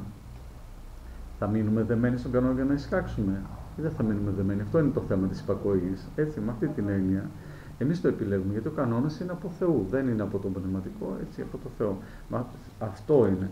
Ούτε βέβαια από την άλλη, για να μην φτάσουμε στο άλλο επίπεδο της ανυπακοής, δηλαδή ο πνευματικός κάτι να κάνουμε και εμείς κάνουμε το τελείως αντίθετο. Αυτό σημαίνει ότι δεν έχουμε φτάσει, δηλαδή δεν διορθωθήκαμε στη σχέση της υπακοής μας με τον Θεό. Έτσι. Και εδώ μια επέκταση είναι το γεγονός ότι εμείς ως πνευματικοί είμαστε αναλώσιμοι. Έτσι, θέλω να πω δηλαδή δεν είμαστε εις τον αιώνα των αιώνων, είτε θα πεθάνουμε, είτε κάποια στιγμή θα βγούμε, θα γεράσουμε και θα πρέπει να αποσυρθούμε, είτε θα αλλάξουμε τόπους. Να μεταφερθούμε. Εγώ, για παράδειγμα, βρέθηκα 700 χιλιόμετρα μακριά από τους ανθρώπους που εξομολογούσα. Οι άνθρωποι αυτοί θέλουν να έχουν εκεί τον πνευματικό τους, είναι φυσικό δηλαδή. Άρα, αλλάζουμε πνευματικό, έτσι. Δηλαδή, πηγαίνουμε σε έναν άλλον πνευματικό. Αναγκαζόμαστε κάποιες φορές να πάμε. Τι κάνουμε ανυπακοή στον πρώτο πνευματικό? Ερχόταν, ας πούμε, να μου πούνε, θέλω την ευχή σας για να εξυπακούετε την ευχή στην ευχή. Εκ των πραγμάτων, πρακτικά συμβαίνουν αυτά, έτσι. Δεν είναι θέματα ανυπακοής αυτά. Θέμα δέσμευσης. Έτσι, ούτε θέματα δέσμευσης. Ούτε, να σας πω και το άλλο, πολλές φορές αναζητούμε χαρισματούχους πνευματικούς. Γιατί θεωρούμε ότι αυτοί θα μας βοηθήσουν να γίνουμε καλύτεροι. Αυτό είναι εν μέρει σωστό και εν μέρει λάθος. Και κυρίως είναι περισσότερο λάθος από το σωστό. Έχει εν μέρει, δηλαδή εντάξει, μπορεί κάπου να πει κάποιος, ναι βρε παιδί μου, αλλά ένας σωστός πνευματικός κτλ. Αυτό που θα μας σώσει είναι το να ακούσουμε το πνευματικό και να πράξουμε σύμφωνα με το θέλημα του Θεού. Πόσοι χαρισματούχοι, πνευματικοί και άγιοι είχαν πνευματικό παιδιά που οδηγήθηκαν στην απώλεια? Πάμπολοι. Και είναι τραγικό αν το δείτε στους βίους των Αγίων, οι πολύ στενοί δικοί τους οδηγήθηκαν στην απώλεια. Γιατί ακριβώς ήρθε η χάρις του Θεού τόσο με πολύ, που εκείνοι ήταν ανάξιοι να την δεχτούν αυτήν. Επαναπαύτηκαν στη χάρη του γέροντος και χάθηκαν. Έτσι, θέλει πολύ μεγάλη προσοχή και αυτά τα πράγματα. Εγώ θα έλεγα... Και να μην λησμονούμε ότι είναι μυστήριο. Αυτό θα έλεγα. Αυτό με πρόλαβε ο πατέρας Φιλάρετος. Να έχουμε στο νου μας ότι εκείνη τη στιγμή λειτουργεί το Πνεύμα το Άγιο. Φυσικά δι' ανθρώπου, αλλά το Πνεύμα το Άγιο. Χρειάζεται η δικιά μας απόλυτη ταπείνωση και ειλικρίνεια και χρειάζεται ο πνευματικός που είναι εκεί πέρα, που μπορεί να είναι ο πιο Άγιος, που μπορεί να είναι ο πιο αμαρτωλός, δεν έχει σημασία, που εκείνη τη στιγμή τελεσιουργεί δια Πνεύματος Αγίου το μυστήριο και λέει, ξέρετε, κάποτε ήρθε μια κυρία. Και η εξομολόγηση είναι πολύ μεγάλο θέμα. Και επειδή έχουμε, ας πούμε, 30 χρόνια εξομολόγο και εξομολογούσα πολύ κόσμο, έρχεται λοιπόν μια κυρία και λέει: δεν έχω να πω τίποτα, δεν έχω καμία αμαρτία. Λέω: να είναι ευλογημένο. Σκύβει το κεφάλι και διαβάζω την ευχή και λέω: της το λέω, πρόσεξε μια φράση που θα πω: διεμού το αμαρτωλού αφαίοντες οι αμαρτίες. Εμείς κάθε μέρα που διαβάζουμε την ευχή, εμείς, σε καθέναν από εσάς, λέμε: διεμού το αμαρτωλού. Δηλαδή το Πνεύμα του Άγιο να κατέλθει και να σε συγχωρέσει διεμού του αμαρτωλού. Δηλαδή ομολογούμε μπροστά σας σε κάθε εξομολόγηση ότι ο πρώτος αμαρτωλός είμαι εγώ, ο πνευματικός. Και έρχεσαι εσύ και μου λες: εγώ δεν έχω καμία αμαρτία. Ωραία, εγώ έχω αμαρτία και στο λέω ότι έχω αμαρτία, στο ομολογώ. Άρα θα πρέπει να έχουμε αυτή την επίγνωση πάντοτε. Και να έχουμε την επίγνωση ότι και ο πνευματικός είναι αμαρτωλός σαν και εμάς. Δηλαδή ένας άνθρωπος που αγωνίζεται δεν είναι Άγιος, αλλά είναι ένας άνθρωπος που αγωνίζεται και εκείνος. Δεν έχει φτάσει στην τελείωση ακόμα. Και μπορεί να τα καταφέρει. Και μπορεί να τα καταφέρει, ναι. Και οι Άγιοι πότε αναγνωρίστηκαν ως Άγιοι? Μπορεί να είχαν βεβαιότητες να έχουμε εμείς κατά τη διάρκεια της ζωής, αλλά η Εκκλησία τους αναγνωρίζει μετά θάνατον. Δεν τους αναγνωρίζει πριν το θάνατο ως Αγίους, έτσι. Άρα μην ψάχνουμε. Έτσι, να ψάχνουμε τους Αγίους για να πάρουμε την ευλογία τους, για να ακούσουμε έναν λόγο αγαθό. Αλλά στην εξομολόγηση θα πάμε να εξομολογηθούμε στον Πατέρα που έχουμε, που είμαστε εκεί, που βρισκόμαστε εκεί που είμαστε. Πατέρα, να ρωτήσω. Μία γνωστή μου λέει ότι εγώ εξομολογούμε σε 3. Αυτό ισχύει, μπορεί να γίνεται? Αγία Τριάδα. Και εγώ της είπα ότι αυτό εγώ δεν το ξέρω, ούτε το κάνω, ούτε το έχω ακούσει, αλλά ρώτησε το πνευματικό. Πες το στο πνευματικό. Σε ποια τους 3? Το τριαδολογικό δόγμα είναι. Ναι, το πείτε τώρα. Κοιτάξτε, θα σας πω κάτι, αυτό δεν είναι για γέλια βέβαια, είναι για κλάματα. Δεν είναι αμαρτία. Όχι, είναι για κλάματα. Γιατί είναι ακριβώς η σύγχυση που έχουμε. Γιατί η ερώτηση είναι γιατί εξομολογείσαι σε 3. Πρώτα απ' όλα είναι ακριβώς όπως λέμε, για παράδειγμα, αν έρθουμε την Κυριακή να εκκλησιαστούμε και εδώ πέρα, δεν θα πάμε μετά σε άλλη εκκλησία. Το βράδυ, για παράδειγμα, έχει αγρυπνία εδώ. Ήρθαμε στη λειτουργία στην αγρυπνία, κοινωνήσαμε, την άλλη μέρα έχει το πρωί λειτουργία. Δεν θα ξαναρθούμε στη λειτουργία. Τελείωσε, έριξε το θέμα, είναι άπαξ.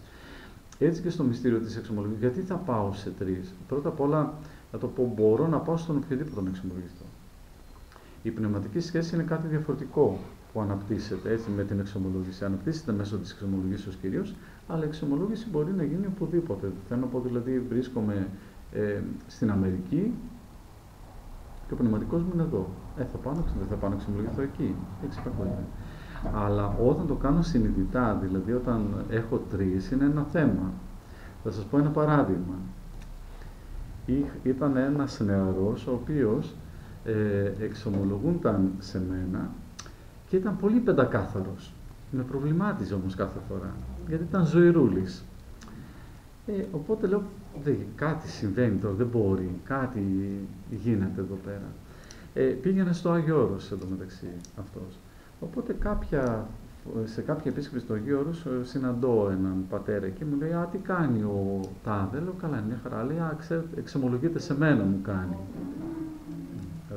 Την επόμενη φορά λοιπόν που έρχεται να εξομολογηθεί, του λέω: γιατί έρχεσαι να εξομολογηθείς σε μένα, αφού πηγαίνεις στον πατέρα τάδε. Μου λέει: πού το ξέρετε. Λέω: γιατί πηγαίνεις σε δύο. Πήγαινε, έλεγε τις αμαρτίες της μένα σε εκείνον, τις ελαφριές σε μένα. Δηλαδή διάλεγε σε ποιον θα πει τι θα πει. Όχι, αυτό είναι λάθος. Γιατί είναι λάθος, για δύο λόγους.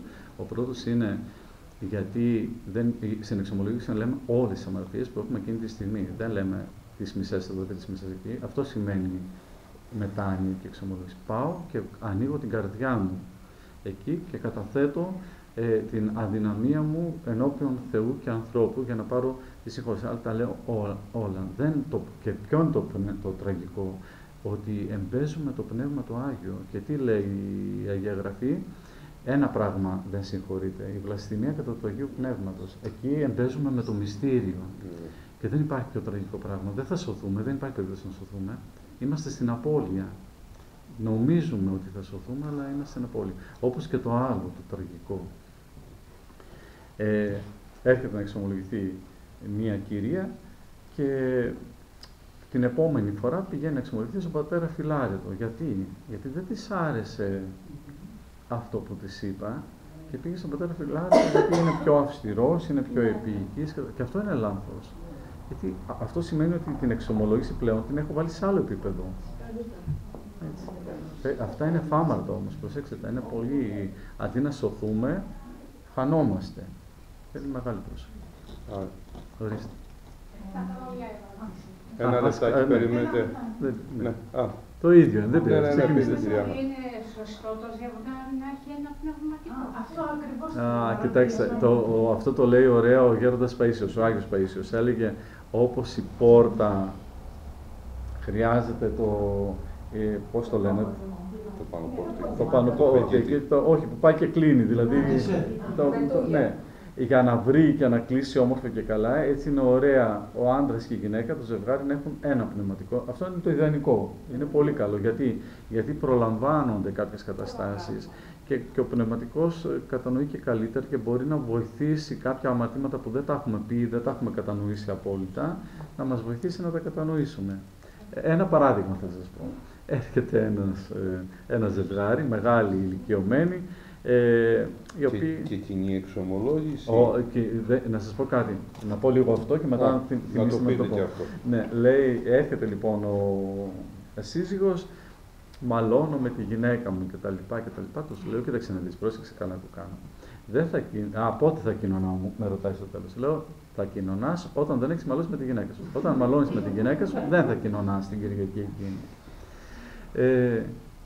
Εντάξει, τον βλέπω την Κυριακή, έρχεται κοινωνάει. Την επόμενη Κυριακή κοινωνάει κανονικά. Λέω, άρα πάμε καλά με τη γυναίκα. Είμαστε καλά. Έρχεται λοιπόν η γυναίκα να εξομολογηθεί, λέω, τι γίνεται, λέει, χάλια στο σπίτι. Λέω, τι χάλια. Δεν την είπα τίποτα, να μην τη σκανδαλίσω και προβληματίστηκα. Λέω, κάτι γίνεται τώρα εδώ. Όταν έρχεται λοιπόν στην εξομολόγηση, του λέω, τι έγινε. Μου λέει, άσε να φωνάζει, να τσιρίζει εκείνη, εγώ δεν μιλάω, δεν λέω τίποτα. Την σύγχυζε τη γυναίκα, εκείνος δεν μιλούσε, δεν έλεγε τίποτα, ήταν μια χαρά η κατάσταση, πήγε να κοινωνήσει. Εγώ δεν τσακώνομαι. Γι' αυτό είναι ωραία, δηλαδή το ζευγάρι να εξομολογείται, γιατί προλαβαίνει. Το είπα σαν αστείο, γεγονός είναι αυτό, είναι ασήμαντο. Υπάρχουν πολύ πιο σημαντικά από αυτά, αλλά είναι πολύ καλό αυτό. Την κοινή εξομολόγηση, επειδή κάποια ζευγάρια τη συνήθιζαν από τους παλιούς πνευματικούς, το δεχόμουνα, αλλά τους έλεγα ότι θα υπάρχουν και εξομολογήσεις χωριστές. Γιατί, θα σας πω κάτι. Ένα απλό παράδειγμα θα σας πω. Είναι ένα νέο ζευγάρι, ο Δημήτρης και η Ελένη. Και ο Δημήτρης, ας πούμε, για παράδειγμα, έχει τον πειρασμό του να βλέπει, ας πούμε, να σκανδαλίζεται από τις κοπέλες, τις άλλες. Ωραία. Και έρχεται και στην εξομολόγηση, είναι μια εμπαθή κατάσταση που θέλει να την ξεπεράσει το παιδί. Έτσι. Το κατανοεί, το γνωρίζει, δεν αμαρτάνει, αλλά το σκέφτεται και θέλει να το. Αν το πει στη σύζυγο, ότι ξέρεις, ας πούμε, έχω αυτό το λογισμό και μέσα στην εξομολόγηση, θα σκοτωθούν. Θα χωρίσουν. Εκτός εξομολόγησης. Έτσι. Άρα το προλαμβάνεις. Ο δε Ιερός Χρυσόστομος λέει ένα συγκλονιστικό, που εγώ όταν το διάβασα πρώτη φορά, προβληματίστηκα. Ας πούμε, για παράδειγμα, ένα ζευγάρι που, για παράδειγμα, η γυναίκα μοιχεύει, έτσι, και πηγαίνει και το εξομολογείται. Συμβουλεύει τον πνευματικό να μην το πει στον σύζυγο. Έτσι, γιατί λέει ο Ιερός Χρυσόστομος ότι δεν θα το αντέξει να το συγχωρήσει ο άλλος. Ακόμα κι αν το συγχωρήσει, η σχέση του ζευγαριού θα είναι πολύ δύσκολη. Οπότε φανταστείτε δηλαδή να είναι στην κοινή, γιατί δεν συμβαίνουν, πολλά πράγματα συμβαίνουν. Έτσι, στην κοινή εξομολόγηση ή θα πεις ψέματα, θα δεις τον άνθρωπο να πει ψέματα ή θα δημιουργήσει άλλες καταστάσεις. Όχι. Γίνεται κοινή εξομολόγηση, ας πούμε, για παράδειγμα, έχουμε ένα θέμα διαταραχής στη σχέση με τα παιδιά. Ή έχουμε ένα θέμα κοινού αμαρτήματος. Για παράδειγμα, ο σύζυγος δεν θέλει να εκκλησιάζεται συχνά, η σύζυγος θέλει να εκκλησιάζεται συχνά. Ή στα θέματα της εγκράτειας ή σε κάποια άλλα θέματα, ναι, εκεί εντάξει. Να εξομολογηθούν από κοινού για να βρεθεί μια κοινή λύση, αλλά μόνο εκεί. Όχι. Τουλάχιστον δικιά μου, έτσι, μέρη. Εγώ ήθελα να ρωτήσω. Ο πνευματικός καθοδηγητής, άλλο και άλλο εξομολόγο, ναι, ναι. Ή μπορούμε να έχουμε πνευματικό Όχι. Δεν είπα κάτι. Όχι, προσέξτε, δεν είπα αυτό, αλλά προσέξτε τι. Η εξομολόγηση είναι ένα μυστήριο της εξομολογήσης που μπορεί να γίνει από τον οποιοδήποτε. Ας πούμε, για παράδειγμα, θα σας αναφέρω ότι στα μοναστήρια άλλος είναι ο εξομολόγος και άλλος είναι ο πνευματικός καθοδηγητής. Ο εξομολόγος είναι κάποιος που έχει αυτό και ο πνευματικός καθοδηγητής είναι ο γέροντας του μοναστηριού. Ο ηγούμενος συνήθως αυτός. Έτσι, για να ξεχωρίσει το μυστήριο από τον πνευματικό καθοδηγητή. Βέβαια, εκεί τους συλλογισμούς θα τους πούνε και στο γέροντα. Έτσι, ξέρει ο γέροντας. Γιατί ο γέροντας εξομολογεί, για παράδειγμα, και τους πνευματικούς. Είναι ενιαίο. Εδώ δεν μπορούν να γίνουν αυτά. Δεν μπορεί στη ζωή μας, για να γίνει πιο απλή, δεν μπορούμε να έχουμε άλλον εξομολόγο και άλλον πνευματικό καθοδηγητή. Ο πνευματικός καθοδηγητής, για να ξέρει να μας οδηγήσει, πρέπει να μας έχει εξομολογήσει, να ξέρει τις αμαρτίες μας. Να ξέρει τον πολέμο. Ακριβώς. Άρα δεν μπορεί να είναι διαφορετικός. Απλά είπαμε στην αρχή ότι άλλο η εξομολόγηση και άλλο η καθοδήγηση. Δηλαδή, να καθίσω να μιλήσω ή εξομολογήθηκα, τέλειωσε το μυστήριο και μετά λέω, πατέρα, φιλάρετε, ξέρετε, ας πούμε, το παιδί μου δεν διαβάζει. Και εγώ το μαλώνω. Τι να κάνω τώρα σε αυτή την περίπτωση για να το βοηθήσω το παιδί μου, έτσι. Εκεί συζητάμε και σου δίνει κάποιες συμβουλές. Έτσι. Είναι συμβουλευτική εκεί, πνευματική. Άλλο, κανείς άλλο να ρωτήσει κάτι. Μπορούμε στην εξομολόγηση να υπάρχει και η συμβουλευτική. Μπορεί, φυσικά. Απλά να μην κάνουμε την εξομολόγηση κατάχρηση. Ναι, ακριβώς. Κανείς άλλος, κάτι άλλο. Ναι, κύριε Χαρά. Πείτε, κύριε Χαρά. Ο κύριε Χαρά πίσω θέλει να μιλήσει. Από πίσω, κύριε Χαρά. Κάτι που βεβαίως το ακούμε και από το δημοτικό μας, αλλά εμένα με αγγίζει πάντα, πρέπει να προσευχόμαστε με ταπεινό φρόνημα. Επειδή είναι ένα μεγάλο θέμα, ταπεινοφροσύνη, μπορείτε να μας πείτε το περιεχόμενο του ταπεινού φρονήματος, να καταλάβω δηλαδή όταν προσεύχομαι, που μπορεί να νομίζω ότι έχω ταπεινό φρόνημα, να νομίζω ότι σκέφτομαι ταπεινά, και εγώ να το χρησιμοποιώ και σαν δικαιολογία στον εαυτό μου για να καλύψω τον τεράστιο εγωισμό μου. Κοιτάξτε να δείτε, αυτό είναι μεγάλο κεφάλαιο, δεν θα μπορούσαμε να το πούμε έτσι τώρα. Απλά μπορούμε πολύ εύκολα να καταλάβουμε την ταπεινοφροσύνη, τη διαφορά της ταπεινότητας από την ταπεινολογία.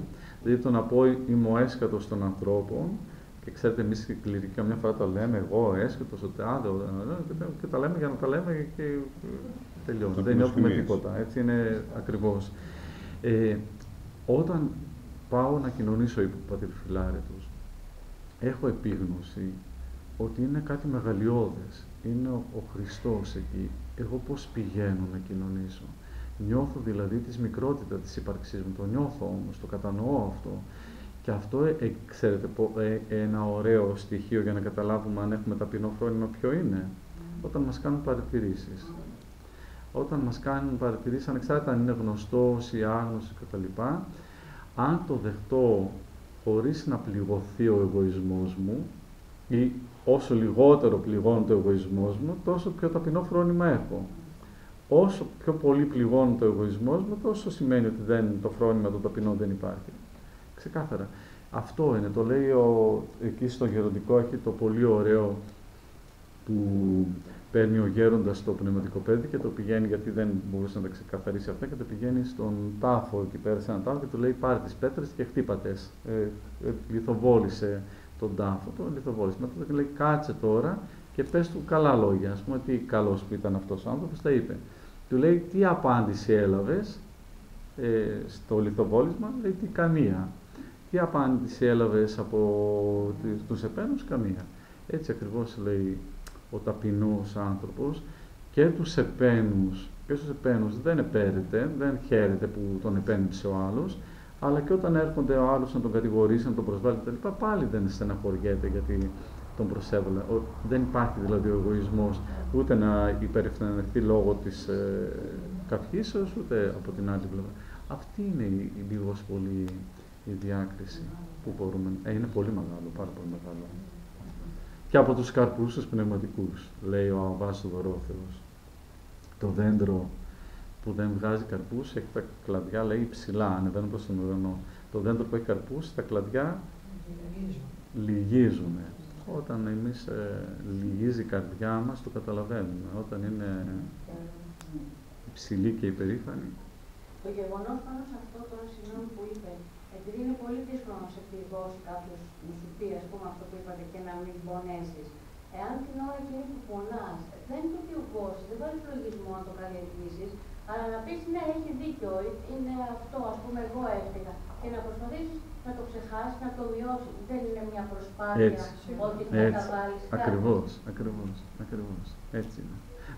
Γιατί δεν μπορεί να μην μας πληγώσει. Φυσικά, έτσι είναι. Έτσι ακριβώς είναι.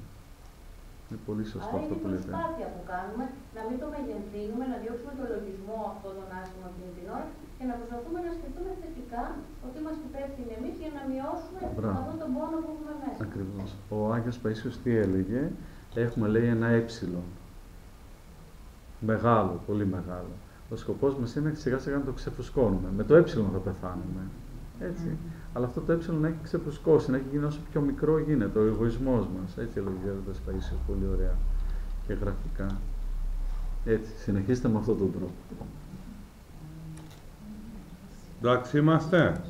Διότι είπαμε να κάνουμε μια ομιλία 20 λεπτή και πήγαμε στις 2 ώρες. Θα κάνουμε αγρυπνία.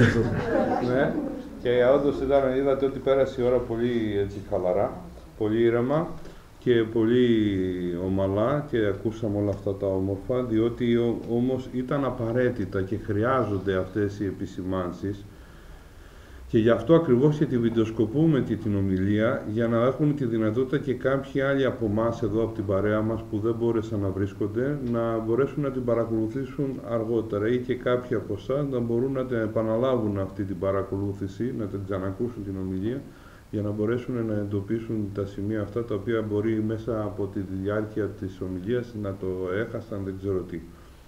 Εμείς να ευχαριστήσουμε για μια φορά τον Θεοφιλέστατο που ήταν μαζί μας. Είδατε ότι το μικρό ποίμνιο τελικά έχει πολλές απορίες και έχει απαιτήσεις. Και χαιρόμαστε που και γι' αυτό ζητήσαμε έτσι επίμονα να είσαστε ανάμεσά μας. Και ευτυχώς που δόθηκε αυτή η δυνατότητα έστω και την τελευταία στιγμή. Μαζί λοιπόν με την ευχή του Θεοφιλεστάτου που θα πάρετε τώρα, θα ζητήσουμε να σας δώσει και να πάρετε από τα χέρια του και ένα σακουλάκι με λαδάκι.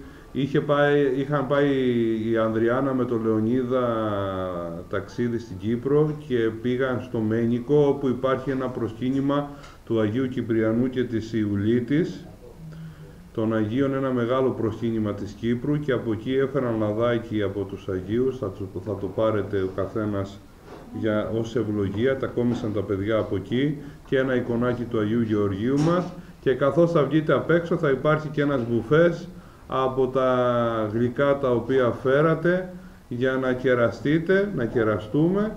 Τα σάικτοσον λοιπόν, να ευχαριστήσουμε λοιπόν για άλλη μια φορά το Θεοφιλέστατο για την παρουσία του και να ευχηθούμε ο Άγιος Γεώργιος να μας στηρίζει όλους σε αυτή την προσπάθεια την οποία κάνουμε εδώ και τον αγώνα, και τον Θεοφιλέστατο, το οποίο ήταν το κοσμικό του όνομα, το παρέλειψα να το πω στο βιογραφικό του, αλλά ο Άγιος Γεώργιος έχει έτσι μια δυναμική παρουσία στη ζωή όλων μας. Λοιπόν, και πάλι σας ευχαριστούμε. Να ψάλουμε το απολυτίκιο του Αγίου Γεωργίου. Να ψάλουμε το απολυτίκιο του Αγίου Γεωργίου.